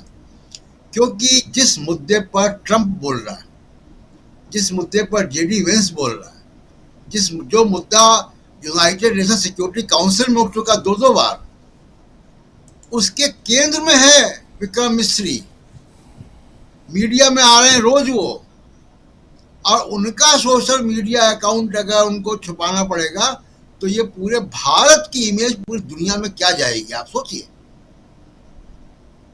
इसलिए इस मुद्दे को मैं उठा रहा हूं। पहले दूसरी बात, 2-3 बातें हैं राजीव जी। पहली बात कि सीज फायर हुआ कैसे, ये कैसे कश्मीर आया। अगर भारत के प्रधानमंत्री नहीं बोलेंगे, राष्ट्र के नाम संदेश नहीं देंगे, केवल म्यूट वीडियो, बिना आवाज के वीडियो आएंगे, और वो बड़े होशियारी से एडिट किए हुए वीडियो आएंगे कि उसमें सैनिक अधिकारी नोट्स ले रहे हैं, बाकी लोग गर्दन हिला रहे हैं, और मोदी जी हाथ हिला हिला के बात कर रहे हैं कि जैसे वही सब तय कर रहे हैं। ये जो वीडियो आ रहे हैं, ये headline management, PR, event management, इस वक्त इसका समय नहीं है। इस वक्त हार्डकोर गवर्नेंस डिप्लोमेसी का समय है। आप अंतरराष्ट्रीय क्राइसिस में हो, और कश्मीर का मुद्दा, राजीव जी, दशकों की मेहनत हमारे नेताओं की, तमाम प्रधानमंत्रियों की, कि कश्मीर के मुद्दे को अंतरराष्ट्रीयकरण उसका नहीं होने दिया गया। कितने प्रधानमंत्रियों की मेहनत है इसमें, कितने दशक लगे हैं। पाकिस्तान ने कब कोशिश नहीं की? UN में गया पाकिस्तान इसको लेके, तमाम OIC में गया, हर जगह गया, और हर जगह जो है पाकिस्तान को हमने फ्रस्ट्रेट किया, और इस मुद्दे को शिमला समझौते के अंतर्गत बात होगी ये किया, द्विपक्षीय मामला। डोनाल्ड ट्रंप ने कर दिया अंतर्राष्ट्रीयकरण इसका। ये बहुत बड़ी डिप्लोमेटिक हार है। दूसरा चीज की है, जो मैं कह रहा था कि कैसे ये हुआ समझौता। फ्राइडे की रात, कल अनाउंस हुआ शनिवार को, फ्राइडे की रात व्हाइट हाउस में उपराष्ट्रपति JD वेंस, मार्को रूबियो उनके विदेश मंत्री अमेरिका के, और NSA, दो पोजीशन होल्ड कर रहे हैं वो, और चीफ ऑफ स्टाफ सूजी वाइल्स, इनके हवाले से जो खबर बाहर आ रही है वो ये कि इनको पाकिस्तान की तरफ से कोई बहुत अलार्मिंग इंटेलिजेंस प्राप्त हुई। वो अलार्मिंग इंटेलिजेंस क्या है इसका खुलासा नहीं हुआ। उसके बाद जेडी वेंस ने प्रधानमंत्री नरेंद्र मोदी से बात की है। अमेरिका की दोपहर में, भारत में देर रात होगा, और उसके बाद ये सीज फायर का मसला सुलझा। तो प्रधानमंत्री मोदी को स्पष्ट करना चाहिए कि वो क्या बात थी जेडी वेंस से बात की है, कौन सा अलार्मिंग इंटेलिजेंस था। पाकिस्तान देखिए शरारत कर रहा है। पाकिस्तान ने फेक खबर ये भी फैलाई कि प्रधानमंत्री शहबाज शरीफ ने न्यूक्लियर कमांड की बैठक बुला ली है, हालांकि उसका बाद में खंडन आ गया। ये खबरें प्लांट की जाती हैं। तो ये एक बड़ा डिप्लोमेटिकली जो है हमारे सामने एक नई चुनौती है। और इस तरीके के कॉन्फ्लिक्ट में राजीव जी 3 बहुत महत्वपूर्ण बातें हैं होती हैं। एक आपका मिलिट्री एक्शन, दूसरा डिप्लोमेसी, और तीसरा परसेप्शनल वॉर।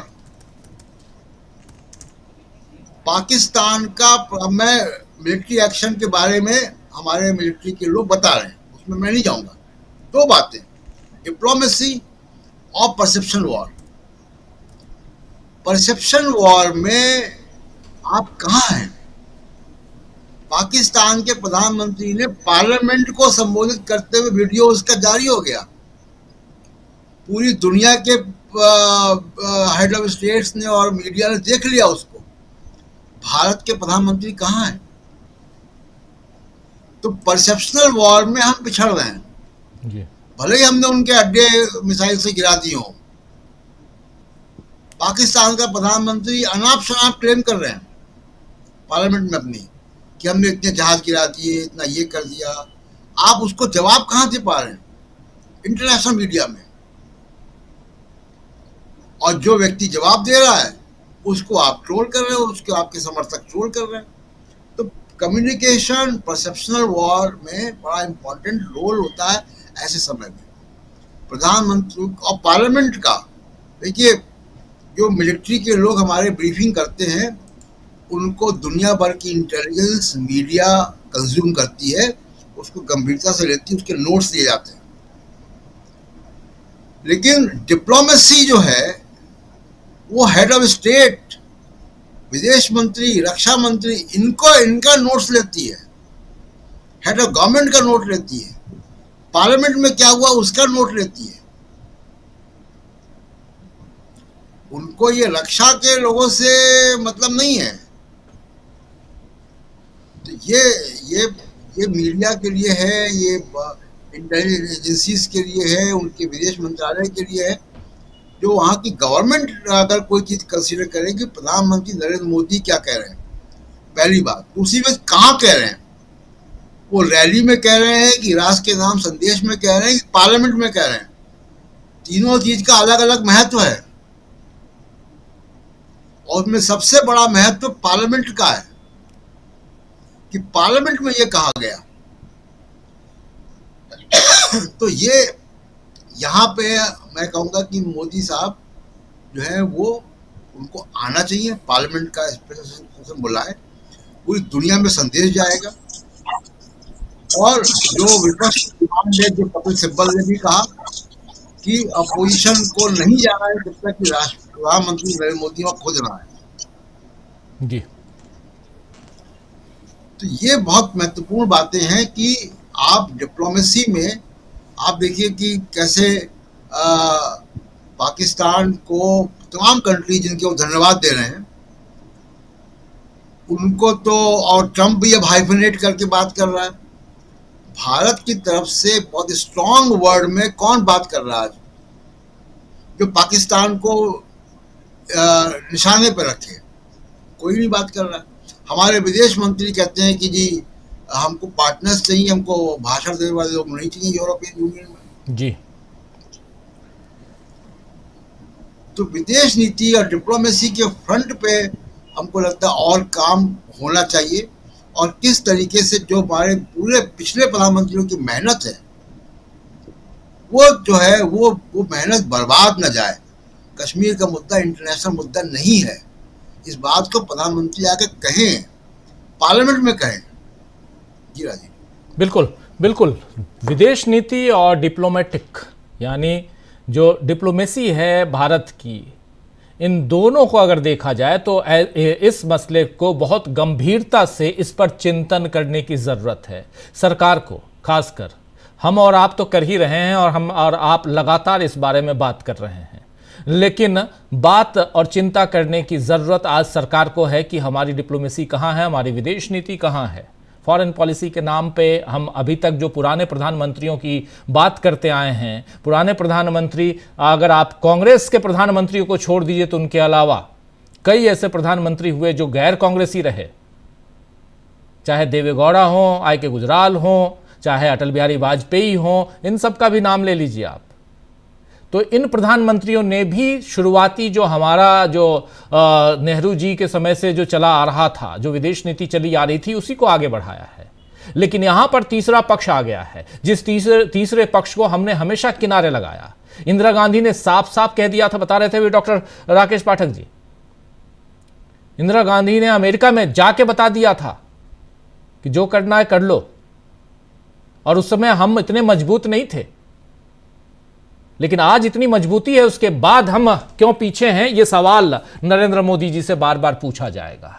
लेकिन फिर सवाल यही आता है कि नरेंद्र मोदी आखिर चुप क्यों हैं, ये भी है, इसको समझना। और आज एक अहम बैठक हुई है जेपी नड्डा के घर पे, रक्षा मंत्री और गृह मंत्री के अलावा तमाम मिनिस्टर्स वहां पहुंचे हुए थे। क्या राजनीति शुरू हो गई है या राजनीति की तैयारियां चल रही हैं? पोस्टर्स बनाए जाएंगे जो थोड़े थोड़े अभी बट रहे थे। नरेंद्र मोदी के बहुत सारे फोटो हैं सैनिक लिबास में, उसकी तैयारी चल रही है या कुछ और है, वो भी पता चल जाएगा। लेकिन आज की तारीख में मोदी जी थोड़ा सा झुके हुए, थोड़ा दो कदम पीछे क्यों नजर आ रहे हैं? क्यों अभी तक बयानबाजी में तो सबसे आगे रहते थे? अमलेंदु जी, क्या लगता है आपको? जरा भले कयास ही सही, लेकिन ये जानना जरूरी है कि आखिर क्या क्या कारण हो सकते हैं। जरा इस राउंड में जल्दी से, अब समय ज्यादा नहीं है, लेकिन जल्दी से इस पर हम लोग विचार करते हैं कि आखिर, और जितनी चुप्पी रहेगी, जितनी चुप्पी साध के रखेंगे मोदी जी, उतने सवाल और उठेंगे। अमलेंदु जी। निश्चित तौर पे राजीव जी, जितने चुप रहेंगे उतने सवाल और उठेंगे, और सवाल उठ भी रहे हैं। और चूंकि जब तक ऑपरेशन सिंदूर था और संकट था, हमारा एक मामला था, तब तक सवाल दबे रहे। हम लोगों ने भी उस समय तक सवाल नहीं पूछे, विपक्ष ने भी सवाल नहीं पूछे। लेकिन अब सवाल पूछने का समय है और मोदी जी के सवालों के जवाब देने का भी समय है। उस समय राष्ट्र की एकता की बात थी, इसलिए सब खामोश रहे कि ये सवाल पूछने का समय नहीं है। राहुल गांधी ने भी बार बार कहा, मल्लिकार्जुन खड़गे ने भी कहा कि ये सवाल पूछने का समय नहीं है, लेकिन जब समय आएगा तब हम सवाल निश्चित तौर पर पूछेंगे। और अब सवाल पूछे जा रहे हैं, सवालों के जवाब देने होंगे। सबसे बड़ा सवाल राजीव जी ये है कि जब ऑपरेशन सिंदूर शुरू हुआ था, उससे पहले खबर आई थी कि साहब प्रधानमंत्री ने सेना को खुली छूट दे दी है। बहुत अच्छी बात, स्वागत है। सेना ने खुली छूट पाकर खुले मन से काम भी किया सेना ने।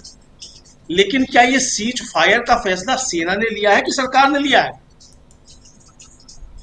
ये तो बताएं देश को कि ये सीज फायर का फैसला सेना का है कि सरकार का है। अगर सेना का है तो बहुत अच्छी बात है, तो डोनाल्ड ट्रंप बीच में क्यों कूद रहे हैं?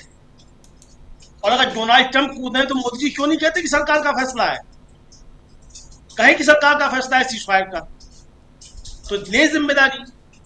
कहें कि हमने पाकिस्तान को हरा दिया है, शहबाज शरीफ झूठ बोल रहा है, हमने पाकिस्तान को हरा दिया, यहाँ भी जश्न मनाओ, रैलियां निकालो, पटाखे फोड़ो यहाँ भी। आखिर भारतीय जनता पार्टियां पटाखे क्यों नहीं फोड़ रही है जीत के? हमारा ऑपरेशन सिंदूर कामयाब हो गया और ये ऑपरेशन घूंघट में नहीं बदला है सरकार ने अगर, तो फिर ये सरकार जो है जश्न क्यों नहीं मना रही है? आखिर हम जश्न क्यों नहीं मना पा रहे हैं? ये तो सवाल है राजीव जी। अगर हम जीते हैं और हमारी जीत की वजह से हमने सीज फायर किया है, अगर ऐसा है और शहबाज शरीफ झूठ बोल रहा है अपने देश की जनता से कि वो जीता है, तो फिर हम उसके झूठ को बेनकाब क्यों नहीं करते? हम जश्न क्यों नहीं मना रहे? आखिर भारतीय जनता पार्टी के कार्यालय में अभी तक पटाखे क्यों नहीं फूटे हैं? ये सवाल तो उठते हैं। तो ये बहुत सारे सवाल राजीव जी, इन सारे सवालों के जवाब दे देंगे। और जहां तक सवाल ये है राजीव जी, देखिए कश्मीर अंतरराष्ट्रीय मुद्दा उसी दिन बन गया था और हम लोगों ने उस समय भी राजीव जी चर्चा की थी। जिस दिन 370 हटाई गई थी उस दिन अंतरराष्ट्रीय मुद्दा भी बन गया था और तीसरा पक्ष भी शामिल हो गया था। क्योंकि आपने जब 370 हटाया तो आपने उसके बाद जो कहा कि साहब हम परिसीमन करेंगे और जो नया परिसीमन होगा उसमें पीओके के लिए कितनी सीटें, सारी बातें उस समय आना शुरू हो गई थी। और उस समय और बन गया अंतरराष्ट्रीय मुद्दा जब हमारी सरकार ने विदेशी सांसदों को बुलाकर खुद जो था वो कश्मीर का दौरा कराया और देश के सांसदों को जाने की छूट नहीं थी। तो इस सरकार ने बनाया अंतरराष्ट्रीय मुद्दा, मोदी जी ने बनाया अंतरराष्ट्रीय मुद्दा। और आज डोनाल्ड ट्रंप अगर बोल रहा है कि हम इसको समझाएंगे तो ये नरेंद्र मोदी की तरफ से क्यों नहीं अब तक सरकार की तरफ से कोई बयान आता कि ट्रंप साहब आपकी कोई आवश्यकता नहीं है, ये मसला हम दो देशों के बीच का है। अभी तक क्यों नहीं सरकार की तरफ से कोई टिप्पणी आई नरेंद्र मोदी के डोनाल्ड ट्रंप की टिप्पणी पर? ठीक है, मोदी जी का मौन व्रत चल रहा है, हो सकता है मौन व्रत चल रहा है उस समय, क्योंकि मौन व्रत भी रखते हैं मोदी जी, तो मौन व्रत पे हो। लेकिन बाकी सरकार क्या कर रही है? हमारे कड़े निंदा मंत्री जो है वो क्यों नहीं कह रहे हैं कि ट्रंप साहब आपकी कोई आवश्यकता नहीं है? गृह मंत्री हमारे जो सीना ठोक के कह रहे थे कि पाकिस्तान पीओके के लिए जान दे देंगे, वो गृह मंत्री क्यों नहीं कह रहे हैं कि ट्रंप साहब खबरदार जो हमारे बीच में पड़े, हम पीओके के लिए जान दे देंगे, तुमको भी ठीक कर देंगे अगर तुमने जो कश्मीर की बात की। क्यों नहीं बोल पा रहे हमारे गृह मंत्री? ये सवाल राजीव जी हैं। और जो देशद्रोह का काम जो भारतीय जनता पार्टी कर रही है राजीव जी, वो ये है कि उसने वीडियो जारी किया, अमित मालवीय जो है उनके IT हेड, उन्होंने जारी किया कि साहब वो जो पाकिस्तान का जो IPCR है, DG IPCR, वो एक वीडियो चला रहा है, उसमें किन किन के जो है उसमें वीडियो दिखाए जा रहे हैं, उसमें तमाम लोगों के थे, लेकिन उसमें एक वीडियो और दिखाया गया राजीव जी, वो उस बच्चे का था जिसका पिता जो था शहीद हुआ पहलगाम की घटना में, और वो कह रहा था चश्मदीद गवाह कि सरकार तो वहां थी ही नहीं। उसका वीडियो भी जो है इस बीजेपी के IT से उसने जारी किया। इस देशद्रोह के लिए क्या भारतीय जनता पार्टी माफी मांगेगी? तो आज सबसे बड़ा देशद्रोह जो दिख रहा है जी, वो दिख रहा है कि भारतीय जनता पार्टी खुले तौर पर जो देशद्रोह करती है। जी जी, बिल्कुल बिल्कुल। लेकिन मोदी जी की चुप्पी का कारण क्या हो सकता है? डॉक्टर राकेश पाठक जी, क्यों चुप हैं नरेंद्र मोदी? राजीव जी, नरेंद्र मोदी क्यों चुप है पूरा देश समझ रहा है, क्योंकि शुक्रवार शनिवार की दरमियानी रात डोनाल्ड ट्रंप ने और उनके तमाम सारे सहयोगियों ने जो पूरी रात बातचीत की है, जो कॉन्फ्रेंस कॉल में हुआ है, वो देश के सामने बताने लायक नहीं है। कुछ प्रश्न आज मैंने चर्चा में पूछे थे, कुछ कल पूछ चुका हूं, 2-3 प्रश्न और जोड़ देते हैं। अमलेंदु जी ने याद दिलाया, मैंने अब सोशल मीडिया पर पूछे हैं। क्या अमेरिका के साथ बातचीत में सीज फायर पर सहमति जताने से पहले देश के प्रधानमंत्री ने अपने कैबिनेट के सहयोगियों से कोई राय मशविरा किया? हमारे देश में सामूहिक नेतृत्व की भावना है। हमारी लोकतांत्रिक प्रणाली में प्रधानमंत्री कोई तानाशाह नहीं है कि वो अकेले फैसला कर दे। क्या कैबिनेट कमेटी ऑन सिक्योरिटी जो CCS है उसकी कोई बैठक हुई? क्या तीनों सेनाओं के अध्यक्षों और CDS ने सीज फायर पर कोई सहमति दी? उनसे उनकी राय ली गई? उनमें से किसी एक ने डिसेंट वोट अपना जताया कि सीज फायर नहीं करना चाहिए? ये ऐसे सवाल हैं जिनके जवाब शायद रहती दुनिया तक कभी नहीं मिलेंगे। अब लगातार प्रशांत जी, जयशंकर जी, अमलेंदु जी और आप भी, हम सब लोग जिक्र कर रहे हैं पूर्व प्रधानमंत्रियों का। हमने कल लाल बहादुर शास्त्री और इंदिरा गांधी का जिक्र किया था। थोड़ा सा 1.5-2 मिनट का समय चाहूंगा राजीव जी। पंडित जवाहरलाल नेहरू के समय चीनी हमले का 20 अक्टूबर 1962 को चीन का हमला हुआ और 31 नवंबर युद्ध समाप्त हो गया। 1 महीना 1 दिन वो युद्ध चला था। हमारी हार हुई, उसके कारणों में नहीं जाएंगे, लेकिन उसके बाद क्या हुआ वो देखिए। पूरे देश में पंडित नेहरू और उनकी सरकार के खिलाफ आक्रोश था। अटल बिहारी वाजपेयी उस समय नए नए सांसद थे। उन्होंने संसद का विशेष सत्र बुलाने की मांग की। पंडित नेहरू ने संसद का विशेष सत्र बुलाया और अब जो बता रहा हूं वो सुन लीजिए। उस सत्र में आचार्य JP कृपलानी ने पंडित जवाहरलाल नेहरू के खिलाफ अविश्वास प्रस्ताव, उनकी सरकार के खिलाफ अविश्वास प्रस्ताव रखा। उस अविश्वास प्रस्ताव में चीनी आक्रमण का भी हवाला था। 4 दिन तक बहस हुई। मीनू मसानी, डॉक्टर राम मनोहर लोहिया, अटल बिहारी वाजपेयी, बहुत लंबी फहरिस्त है। 40 सांसदों ने उस पर भाषण दिए संसद में। पंडित जवाहरलाल नेहरू के पास चूंकि विदेश मंत्रालय का प्रभार भी था, इसलिए उन्होंने उस पूरी बहस में संसद में 32 बार हस्तक्षेप और बयान दिया, कहीं बयान दिया कहीं हस्तक्षेप किया, 32 बार। संसद का रिकॉर्ड बताता है कि चीन के मामले पर बुलाई गई इस संसद की बैठक में प्रधानमंत्री पंडित जवाहरलाल नेहरू ने 1,04,000 शब्दों का प्रयोग किया। मैं फिर दोहरा देता हूं, 1,04,000 शब्दों में उन्होंने अपना भाषण, अपना पक्ष, सरकार का पक्ष रखा। ये सब ऑन रिकॉर्ड बात बता रहा हूं जी। अंत में अविश्वास प्रस्ताव 44 सांसदों ने, जो विपक्ष के जनसंघ और तमाम दूसरी छोटी पार्टी, उन्होंने उसके पक्ष में वोट डाले और 347 वोट सत्ता के पक्ष में, पंडित नेहरू और उनकी सरकार के पक्ष में गिरे और अविश्वास प्रस्ताव निरस्त हो गया। अब आप तुलना करके देख लीजिए, कहां एक प्रधानमंत्री पराजय के बावजूद संसद का सामना करता है, विपक्ष के नेताओं का जवाब देता है, 4 दिन तक लगातार ट्रेजरी बेंच पर बैठकर अपनी आलोचना सुनता है, न केवल विपक्ष के सांसदों बल्कि अपनी पार्टी के सांसद महावीर त्यागी जैसे व्यक्ति की खुद की के द्वारा की गई खुद की आलोचना सुनता है, जिसमें वो चर्चित बात है कि मेरे सिर पर बाल नहीं है तो क्या मैं इसे कटवा दूं, जब उन्होंने कहा कि नेफा में तो घास भी नहीं उगती। एक वो दौर था लोकतंत्र का सतयुग, जहां प्रधानमंत्री इतनी बड़ी पराजय के बावजूद संसद का सत्र बुलाता है, विपक्ष और अपनी पार्टी के आरोपों को झेलता है, उनके जवाब देता है। और अब ये लोकतंत्र का कलयुग है, जिसे अमृतकाल कहा जा रहा है, जहां प्रधानमंत्री पर्दे में छुपा हुआ है, 15 दिन से एक बयान नहीं दिया इतनी बड़ी घटना पर, चुनाव की सभा में चले गए, सोशल मीडिया के किसी संगठन की कार्यक्रम में चले गए और भी कार्यक्रमों में जा रहे हैं, लेकिन देश उनसे जिस विषय पर सुनना चाहता है उस पर 4 शब्द नहीं बोले हैं। कहां 1,04,000 शब्द और कहां नरेंद्र मोदी के 4 शब्द भी नहीं। हमारे कान तरस गए प्रधानमंत्री की तरफ से सीज फायर पर कुछ सुनने के लिए। देश टकटकी लगाए देख रहा है कि कब प्रधानमंत्री 8 बजे टेलीविजन पर आए या मन की बात में, आज तो इतवार था, मन की बात में ही कुछ कह दें, लीची, आम, अमरूद की तारीफ करते हुए कुछ न कुछ इस पर सीज फायर पर बोल दें, लेकिन वे सामने नहीं आ रहे। तो मुझे भरोसा नहीं है सचिन पायलट या कांग्रेस की जो मांग है कि संसद का कोई विशेष सत्र वे बुलाएंगे और वे खुद उसमें मौजूद रहेंगे। निशिकांत दुबे जो कह रहे हैं वो कितना अलोकतांत्रिक है, कितना लोकतंत्र विरोधी विचार है कि अगर संसद का सत्र होगा तो सरकार की आलोचना होगी, पाकिस्तान में लोग सुनेंगे, दुनिया में सुनेंगे।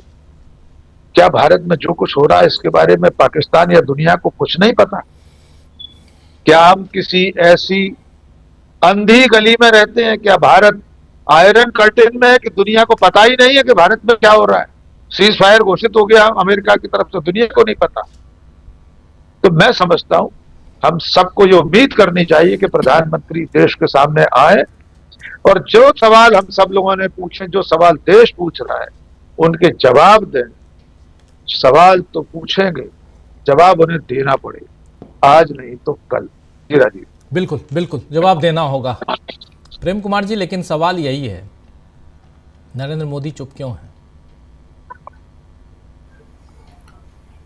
देखिए, ये चुप्पी शर्म के मारे हैं, शर्मसार हैं नरेंद्र मोदी।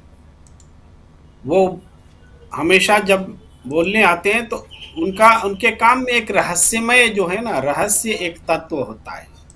वो नोटबंदी की घोषणा करते हैं तो चौंकाते हैं, वो कुछ जब भी आते हैं कुछ चौंकाते हैं।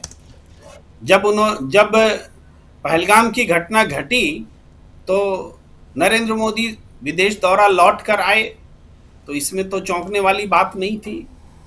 लेकिन वो पहलगाम न जाकर के मधुबनी चले गए, ये चौंकाने वाली बात थी। वो चौंकाते हैं, मधुबनी में अचानक अंग्रेजी बोलने लगे, चौंकाते हैं। वो मधुबनी से उन्होंने कहा कि कल्पना से परे जो है अंजाम भुगतने होंगे आतंकियों और उनके आकाओं को। तो ये बात थोड़ा सा लगी कि चलिए नॉर्मल है, उन्होंने कहा। लेकिन सीज फायर होते होते वो एकदम से बदल गया, चौंकाने वाली घटना बयान बन गई वो, कि वो आकाओं को वो कल्पना से परे अंजाम देना चाहते थे। देखिए कल्पना से परे अंजाम आ गया, चौंका दिया उन्होंने। तो वो चौंकाते हैं, अभी वो चुप रह करके चौंका रहे हैं। और इस बीच हमने कहा कि बहुत सारे लोग बयान देंगे वो मोदी जी के बिहाफ में, और उन सबसे एक पृष्ठभूमि तैयार होगी, भाई हमने तो ये कर दिया, हमने तो वो कर दिया, नाहक ये सब लोग माहौल बना रहे हैं, हमने तो आतंकियों को मारा। बल्कि आज के प्रेस ब्रीफिंग में आप ध्यान देंगे जो सेना के अफसर की हुई है, उन्होंने कहा कि हमारा जो निशाना था आतंकी थे, हमने आतंकियों को मारा, उनके ठिकानों को मारा, और पाकिस्तान का निशाना हमारे सैन्य प्रतिष्ठान थे। सच्चाई बयां कर दी है उन्होंने। लेकिन आप समझिए, हम आतंकी ठिकानों को नष्ट कर रहे थे पहलगाम के जवाब में, और पाकिस्तान हमारे सेना प्रतिष्ठान को नष्ट कर रहा था। ये बात ऑफिशियल है, सो हम कह रहे हैं। अब है कि ये सीज फायर कैसे हो गया, क्या कुछ लोग कह रहे हैं, सेना के विशेषज्ञ लोग कह रहे हैं, पुराने अफसर सब, कि 2-3 दिन और मिल जाता तो पाकिस्तान को तो हम हरा ही देते, सेना हमारी इतनी सक्षम थी। ये विशेषज्ञ कह रहे हैं, हम भी सहमत हैं। लेकिन 2-3 दिन मिला क्यों नहीं? कौन सी मजबूरी आ गई? अब ये बताने के लिए मोदी जी कैसे आएंगे? शर्मा रहे हैं। वो तो रहस्य रोमांच देंगे, वो चौंकाने वाली बात करेंगे। तो मोदी जी अचानक कुछ बड़ी तैयारी कर रहे होंगे। आप एक डिस्ट्रैक्शन लेकर के आएंगे, वो यहां बात नहीं करेंगे, वो कुछ बड़ा, जैसे जातिगत जनगणना होता है ना, वैसा ही कुछ बड़ा लेकर के आएंगे और बोलते हुए नजर आएंगे, और सबका ध्यान, सारी टीवी चैनल वगैरह सब वहां पर फोकस हो जाएगा। गया ऑपरेशन सिंदूर, जो हुआ सो हुआ। ये ऐसे डिस्ट्रैक्शन होगा। अभी क्या बोला जा रहा है? हमने ऑपरेशन सिंदूर बंद नहीं किया है, ऑपरेशन सिंदूर जारी है। कल उसने सीज फायर का पाकिस्तान ने उल्लंघन किया था, लेकिन हमने छोड़ दिया। आज अगर करेंगे तो हम छोड़ेंगे नहीं। अरे कल काहे को छोड़ दिया? ये तो मतलब गजब बात हो गई। कल आपने सीज फायर का उल्लंघन किया पाकिस्तान ने, तो हमने छोड़ दिया। किसने इजाजत दी? ऑपरेशन सिंदूर चालू है तो छोड़ क्यों दिया? किसके कहने पर छोड़ दिया? कौन? सेना फैसला ले रही थी कि सत्ता फैसला ले रही थी? और कल को हम करेंगे तो सेना को खुली छूट क्या थोड़ा थोड़ा टाइम इंटरवल पर मिलती है क्या, कि कल मत लेना, कल खुली छूट नहीं है और आने वाले कल में खुली छूट रहेगी? ये तो अजीबोगरीब हमें रहस्यमय बातें नजर आ रही है। तो मोदी जी के एक्शन में जो रहस्यमय चीजें हैं वो इस स्तर पर भी आ गई हैं कि सेना एक दिन छोड़ देती है कि भाई हमने आज छोड़ दिया, कल करोगे तो हम नहीं छोड़ेंगे। ऐसी बचकानी बातें सुनते हुए हमें तो शर्म आ रही है। बस राजीव जी, और ज्यादा बोलूंगा तो लोग कहेंगे कि ये व्यक्ति क्या बोलता है, लेकिन मैं उदाहरण रख कर बोल रहा हूं। जी बिल्कुल बिल्कुल, एग्जाम्पल सामने है तो रखना तो पड़ेगा और बात करनी होगी। देश की बात है, हम भी देशभक्त हैं, राष्ट्रभक्त हैं, हम भी देश का जो, और ख़ासकर जो मस्तक है कश्मीर, उसके बारे में अगर बात होगी तो हम बात करेंगे। कहाँ तो हम सोच रहे थे कि पीओके, और प्रशांत जी मैं तो यही सोच रहा था कि जल्दी टिकट कटा लेंगे और फिर चलेंगे। इस बार तो पाकिस्तान कश्मीर तो जाते रहते हैं, लेकिन अब पीओके जो है वो अपना कश्मीर हो जाएगा तो उधर चलेंगे। ना तो बात ही कुछ और हो गई। बहुत दिल की बात मैं बता रहा हूँ। जब इस्लामाबाद में चाय पीने की बात हो रही थी, कराची पर कब्जे की बात हो रही थी, तो ये मैं सोच रहा था कि कम से कम कुछ हो ना हो, ये जो पीओके है, पाक ऑक्युपाइड कश्मीर, वो इधर आ जाए और फिर चले हम लोग। डॉक्टर साहब कुछ जोड़ना चाह रहे हैं? डॉक्टर साहब, अभी आपने कराची का जिक्र किया है। एक ताजा सूचना ये है कि क्योंकि ये जो देशभक्तों का तथाकथित कुनबा है उसका कराची पर बस नहीं चला है, तो उन्होंने आज हैदराबाद में कराची बेकरी पर हमला कर दिया है। भगवा पट्टा डाले हुए लोग, कराची बेकरी कुकीज और बिस्किट की बहुत शानदार दुकान है, बहुत बड़ी चेन है। हम भी अभी हैदराबाद से अभी पिछले महीने था मैं भारत समिट बिल्कुल में। थे जी। जिस कराची बेकरी से मैं कुकीज लेकर आया हूँ, प्रशांत जी आज अभी उस पर हमला कर दिया भगवाधारियों ने। अब तो वो नाम उस कराची पर बस नहीं चला, अब चूंकि कराची बेकरी है तो उसको ही नेस्तनाबूद करने पर तुल गए। जी जी जी। अब नाम जो है, अगर अपने देश में और कराची बेकरी नाम है और बहुत बढ़िया स्वादिष्ट बेकरी है वहाँ की, और उस पर हमला बोलना, 3-4 दिन पहले भी वहाँ प्रोटेस्ट किया था इन लोगों ने, लेकिन आज आप कह रहे हैं कि हमला बोल दिया। ये हो सकता है वो फोटो मैंने अभी देखी हो, 3-4 दिन पहले की हो। एक वो लाहौरी जीरा नाम से नींबू पानी आने लगा है, उसके खिलाफ भी अभियान शुरू हो रहा है। लाहौरी जीरा नाम से एक नींबू पानी आता है, अब चूंकि लाहौरी नाम है उसका। दुखद है, दुखद है बिल्कुल। लेकिन सवाल वही है प्रशांत जी। देखिए, लाहौर, कराची, ये सब जो है मोदी मीडिया को हम लोग करने दें, वो अपना वहाँ पे वो कर रहे हैं। और ये गोदी मीडिया का डोमेन है, हम यहाँ पे गंभीर बातें करते हैं राजीव जी। और देखिए, जो पिछले 11 साल से इस देश में हो रहा है, वो विदेश नीति के नाम पे बेवकूफ बनाया जा रहा है देश की जनता को। विदेश नीति आपने भी राजीव जी, बहुत, जयशंकर जी, आप लोग प्रधानमंत्रियों के साथ आपने ट्रेवल किया है, हम लोगों ने भी इसको बहुत करीब से देखा है। विदेश नीति कोई कहीं न्यूयॉर्क में, ह्यूस्टन में हॉल बुक करके वहाँ रहने वाले एनआरआई को और भंगड़ा और ड्रामा करके आप बुलाओ, वो विदेश नीति नहीं है।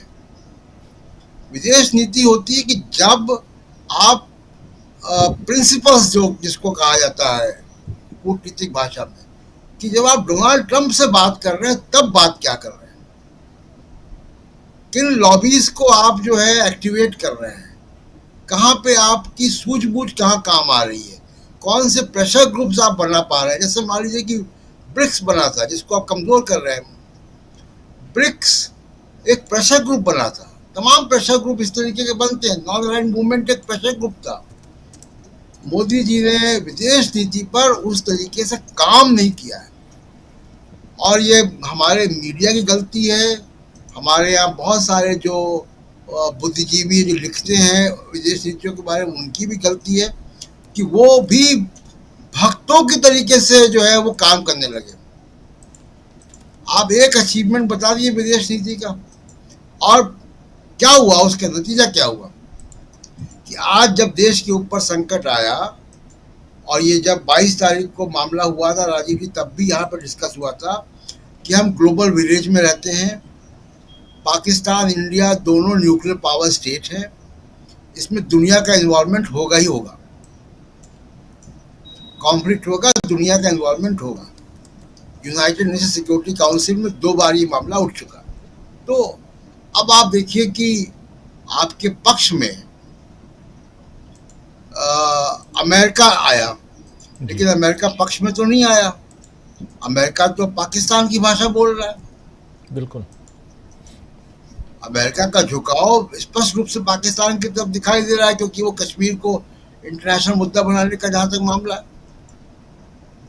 उसके अलावा अब आप बताइए मुझे कि क्या एक भी विदेश मंत्री ने किसी और कंट्री के ये कहा कि कश्मीर द्विपक्षीय मामला है? जयशंकर जी, याद कीजिए कि जब भी ये पाकिस्तान कहता था यूएन में जाके, तो कम से कम 5-6 मुस्लिम कंट्रीज के हेड ऑफ स्टेट कहते थे कि ये भारत और पाकिस्तान का द्विपक्षीय मामला है, इंटरनेशनल मामला नहीं है।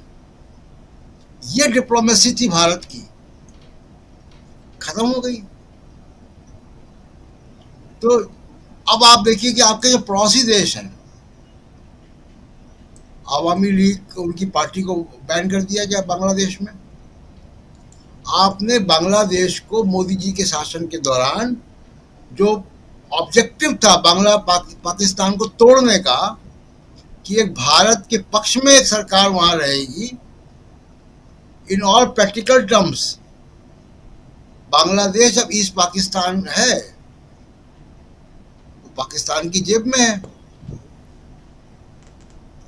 आप नेपाल, श्रीलंका, भूटान भी आपके साथ नहीं खड़ा हुआ यहाँ पे। तो सवाल ये कि मोदी जी का डंका अगर बज रहा था तो वो डंका एनआरआईज के बीच में बज रहा था ना। अगर डंका बज रहा होता तो डोनाल्ड ट्रंप क्यों सीज फायर की अनाउंसमेंट पहले कर देता आपकी पहले से, और क्यों आप मान लेते? तो हम लोग कल डिस्कस कर चुके थे कि 22 मिनट में भारत की जो सॉवरेनिटी है, संप्रभुता है, उसको उस पर हमला हो गया। और दूसरी एक बहुत महत्वपूर्ण बात राजीव जी, जो मोदी जी की एब्सेंस है वो लंबे समय के लिए उनका जो पॉलिटिकल करियर है उसमें भी आंच आने वाली है। मोहन भागवत ने सरकार को बधाई दी है, सेनाओं को बधाई दी है, मोदी जी का नाम नहीं लिया। Press conference, video Rajnath Singh के आ रहे हैं।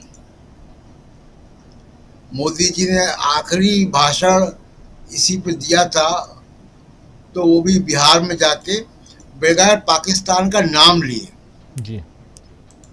उसके बाद से मोदी जी गायब है सीन से, और जहां तक उनको मैं ऑब्जर्व करता हूं वो ऑल पार्टी मीटिंग में नहीं आएंगे, और मुझे नहीं लगता है कि वो पार्लियामेंट में भी आके बोलेंगे या पार्लियामेंट का सेशन में बुलाया जाएगा। इसमें मुझे संदेह है, जितना मैं उनको समझता हूँ, ऑब्जर्व करता हूँ। तो एस्केपिज्म से काम होगा नहीं। इसमें मोदी जी के पॉलिटिकल करियर को भी जो है एक सवाल खड़े होंगे आगे आने वाले वक्त में, क्योंकि देश की जनता और पूर्व सैनिक, पूर्व जो जनरल्स हैं, उन्होंने सवाल खड़े किए। तो ये चीज थोड़ा महंगा पड़ने वाला है। और इस पूरे दौरान मोदी जी ने एक और अपने सर पे गठरी रख ली है, कास्ट सेंसस की जी। वो बोझ भी लेके उनको चलना है जी। राजीव जी बिल्कुल बिल्कुल सही आप कह रहे हैं। जरा आना चाहता हूँ जयशंकर जी, बहुत कुछ सुन रहे थे आप हमारे तमाम साथियों के, लेकिन इसका पॉलिटिकल फायदा, नफा नुकसान नरेंद्र मोदी को, जो गठरी वाली बात कर रहे हैं प्रशांत जी, आपको दिखाई देता है कितना नफा कितना नुकसान?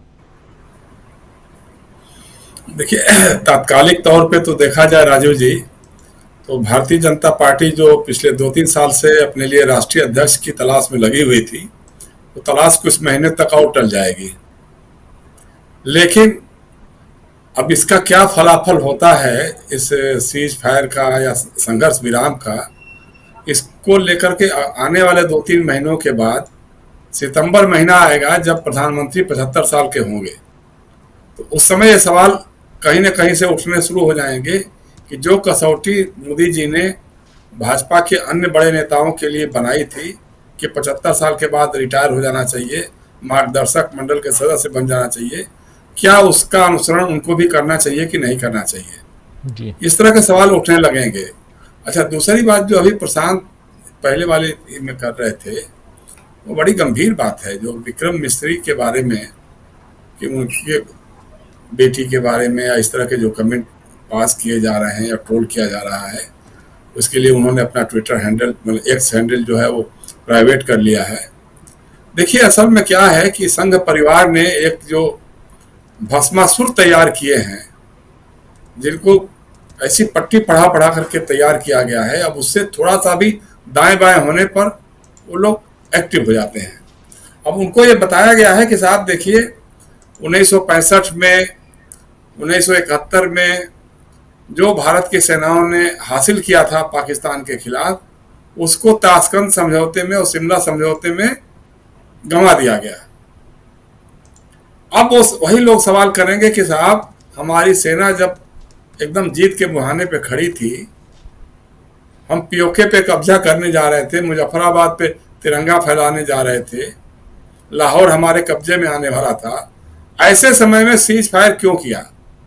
वो कमजोरी कौन सी है? जो कमजोरी है वो तो आपको बतानी पड़ेगी कि आखिर में कौन सी बात थी, किसने आपको मजबूर किया कि आप जो है अमेरिका की घुड़की में आए या दबाव में या कैसे भी हुआ हो जी। कोई तो ऐसी बात होगी ना जिसके बारे में आपको बताना होगा। दूसरी बात जो राकेश जी बता रहे थे 1962 के बारे में, जहां तक मुझे थोड़ा सा याद आता है कि उस समय शायद सुझाव दिया गया था कि संसद की गुप्त बैठक बुलाई जाए, मतलब उसको पब्लिक न किया जाए। तो नेहरू जी ने कहा था कि नहीं, ऐसी कोई बात ही नहीं है, इसको तो पब्लिक करना ही चाहिए। भाई अगर मान लीजिए युद्ध हुआ है, उसमें जो कुछ भी फलाफल हुआ है, उसके बारे में देश की संसद को, देश के लोगों को जानने का अधिकार है। इसलिए उन्होंने खुल करके जो चर्चा कराई थी, और वो तो कभी पढ़ने लायक है, कभी वो संसद की कार्रवाई मिले, हम लोग कई बार देखे हैं, संसद की लाइब्रेरी में सब कुछ मौजूद है, तो वो देखने लायक है कि वो लोग डेमोक्रेट लोग थे। देखिए, राजनीतिक विरोध को भी बर्दाश्त करने की क्षमता उन लोगों के भीतर होती थी, तो वो एक अलग कहानी थी। अभी जो हाल हो गया है भाई, हमारे इसी प्रधानमंत्री ने एक और प्रधानमंत्री को मनमोहन सिंह कहा था ना, जबकि मनमोहन सिंह हर सवाल पे, जब हमको जहां तक याद आता है, प्रशांत को भी याद आता होगा कि जब भी कोई बड़ी बात होती थी, जब भी कोई ऐसी बात होती थी, तो संसद सत्र चल रहा हो तो संसद के बाहर, या किसी विदेश यात्रा पे जा रहे हैं तो विदेश यात्रा से लौटने के बाद मनमोहन सिंह हर सवाल पे खुल करके बात करते थे। प्रेस कॉन्फ्रेंस भी काहे बगाए करते ही रहते थे। लेकिन जो उपाधि इन्होंने मौन मोहन सिंह के नाम से दी थी, आज वो मौन मोदी हो गए हैं। आज बात तो कहनी चाहिए विपक्ष के लोगों को कि भाई मौन मोदी कब तक मौन साधे रहेंगे, उनको बताना तो पड़ेगा ही। और संसद का सत्र कब बुलाते हैं, कब नहीं बुलाते हैं, कायदे से तो तत्काल बुलाना चाहिए। जो उसकी जो औपचारिकताएं हैं उसको देखते हुए आपात स्थिति बता करके तो कभी भी आप बुला सकते हैं। नोटिस की बहुत लंबी जरूरत भी नहीं पड़ेगी। मानसून सत्र में अभी थोड़ी देर लगेगी मेरे ख्याल से, वो जुलाई से पहले नहीं होगा, जून जुलाई में ही होता होगा वो, तो उसके पहले आपको बताना पड़ेगा बुला करके। तो ये सारी चीजें तो हैं, लेकिन असल बात यह है कि जो हमारे साथ कोई खड़ा क्यों नहीं हुआ। आपने जिनपिंग को झूला झुलाया बुला करके अहमदाबाद में, आपने नमस्ते ट्रंप किया बुला करके, ट्रंप मेरा दोस्त है, अब की बार ट्रंप सरकार आपने किया। सऊदी अरब आप दौड़ के गए, सऊदी अरब के प्रिंस को यहाँ बुलाया, यूएई में आप गए, सारी वाहवाहियां लूटी, विश्व गुरु हो गए, 56 इंच का वाहवा डंका पीटा पूरा का पूरा। उसके बावजूद कोई भी देश खुल करके हमारे साथ क्यों नहीं खड़ा हुआ? ऐसी कौन सी मजबूरी है? भाई पाकिस्तान इस हालत में नहीं है, आर्थिक स्थिति में भी नहीं है कि अमेरिका को बहुत फायदा पहुंचा सके या चीन को बहुत, लेकिन स्ट्रेटेजिकल पॉइंट से हो सकता है।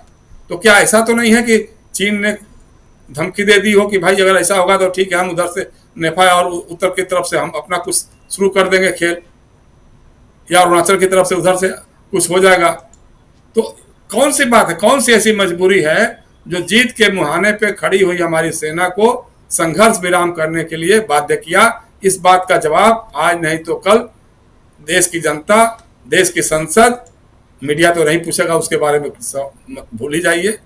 लेकिन ये सवाल तो गूंजेंगे, चुनाव में भी जब आएंगे तब भी हमारा विपक्ष भी पूछेगा ही पूछेगा, और प्रधानमंत्री को इन सवालों के जवाब तो देने ही पड़ेंगे। जी राजीव जी। जी बिल्कुल बिल्कुल, आप सही कह रहे हैं। प्रधानमंत्री को बहुत सारे सवालों के जवाब देने हैं और कई सारे सवाल अभी तैर रहे हैं, कई सारे सवाल हम लोग भी कई बार पूछ रहे हैं। कल से खासकर सीज फायर की घोषणा के बाद से ऐसे कई सारे सवाल सामने आ रहे हैं। और सबसे बड़ा सवाल 22 तारीख की घटना के बाद जिस बात को बार बार नरेंद्र मोदी जी और उनकी सरकार कहती आई और जिसके कारण पाकिस्तान के साथ इस कॉन्फ्लिक्ट का उदय हुआ, जन्म हुआ, आखिर क्या वो प्रॉब्लम सॉल्व हो गया है? ये सबसे बड़ा सवाल है। और क्या तीसरा पक्ष अब हमेशा हमारे सामने होगा? क्या अब हर चुनौती, हर समस्या, उसके लिए तीसरे पक्ष और खासकर अमेरिका की तरफ हम देखेंगे? और एक और सबसे अहम सवाल जो प्रशांत टंडन जी बोल रहे थे कि उस रात को 12 बजे 1 बजे जब भी नरेंद्र मोदी के पास फ़ोन आया अमेरिका से, तो बात क्या हुई? कौन बताएगा? मीडिया में चर्चा ये हो रही है कि पाकिस्तान परमाणु बम का इस्तेमाल करने जा रहा था। क्या ये सच है? फतेह 1 और फतेह 2, फतेह 2 की कैपेसिटी जो रेंज है 400 किलोमीटर उससे ज़्यादा है। शायद हिसार के पास या कहीं और रास्ते में कहीं फतेह 2 को मार गिराया गया। क्या दिल्ली निशाने पे था ये भी एक सवाल है। तो बहुत सारे सवाल हैं, इन सवालों का जवाब ढूंढना होगा, लेकिन कब मिलेगा इन सवालों का जवाब, देखते हैं, इंतज़ार करेंगे। हम लोग अपनी चर्चा जारी रखेंगे, आने वाले समय में ऐसे ढेर सारे सवाल पूछेंगे, मोदी जी जब तक जवाब न दें। लेकिन उसके साथ साथ ये भी रहेगा कि कम से कम संसद में, अगर बाहर नहीं तो संसद में आके नरेंद्र मोदी वहाँ तो बहुत बढ़िया बोलते हैं, सीना ठोक के बोलते हैं, तो इसलिए वो भी देखना ज़रूरी है। और कई सारे अच्छे अच्छे डायलॉग वहाँ उन्होंने बोले हैं, उन डायलॉग्स को अगर निकाल लीजिए तो फिर एक फिल्म बन जाएगी।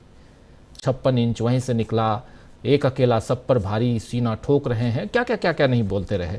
तो ये सब कहाँ है? आज देश को ज़रूरत है, और जिस समय ऐसे डायलॉग्स की ज़रूरत होती है उस समय मोदी जी ने चुप्पी क्यों साध रखी है, देश तो पूछेगा। खैर, आज इस कार्यक्रम को समाप्त करता हूं। बहुत बहुत शुक्रिया जयशंकर जी, बहुत शुक्रिया डॉक्टर राकेश पाठक जी, प्रशांत जी, प्रेम कुमार जी, अमलिंदु उपाध्याय जी, आप सबका बहुत शुक्रिया, बहुत धन्यवाद इस चर्चा में बने रहने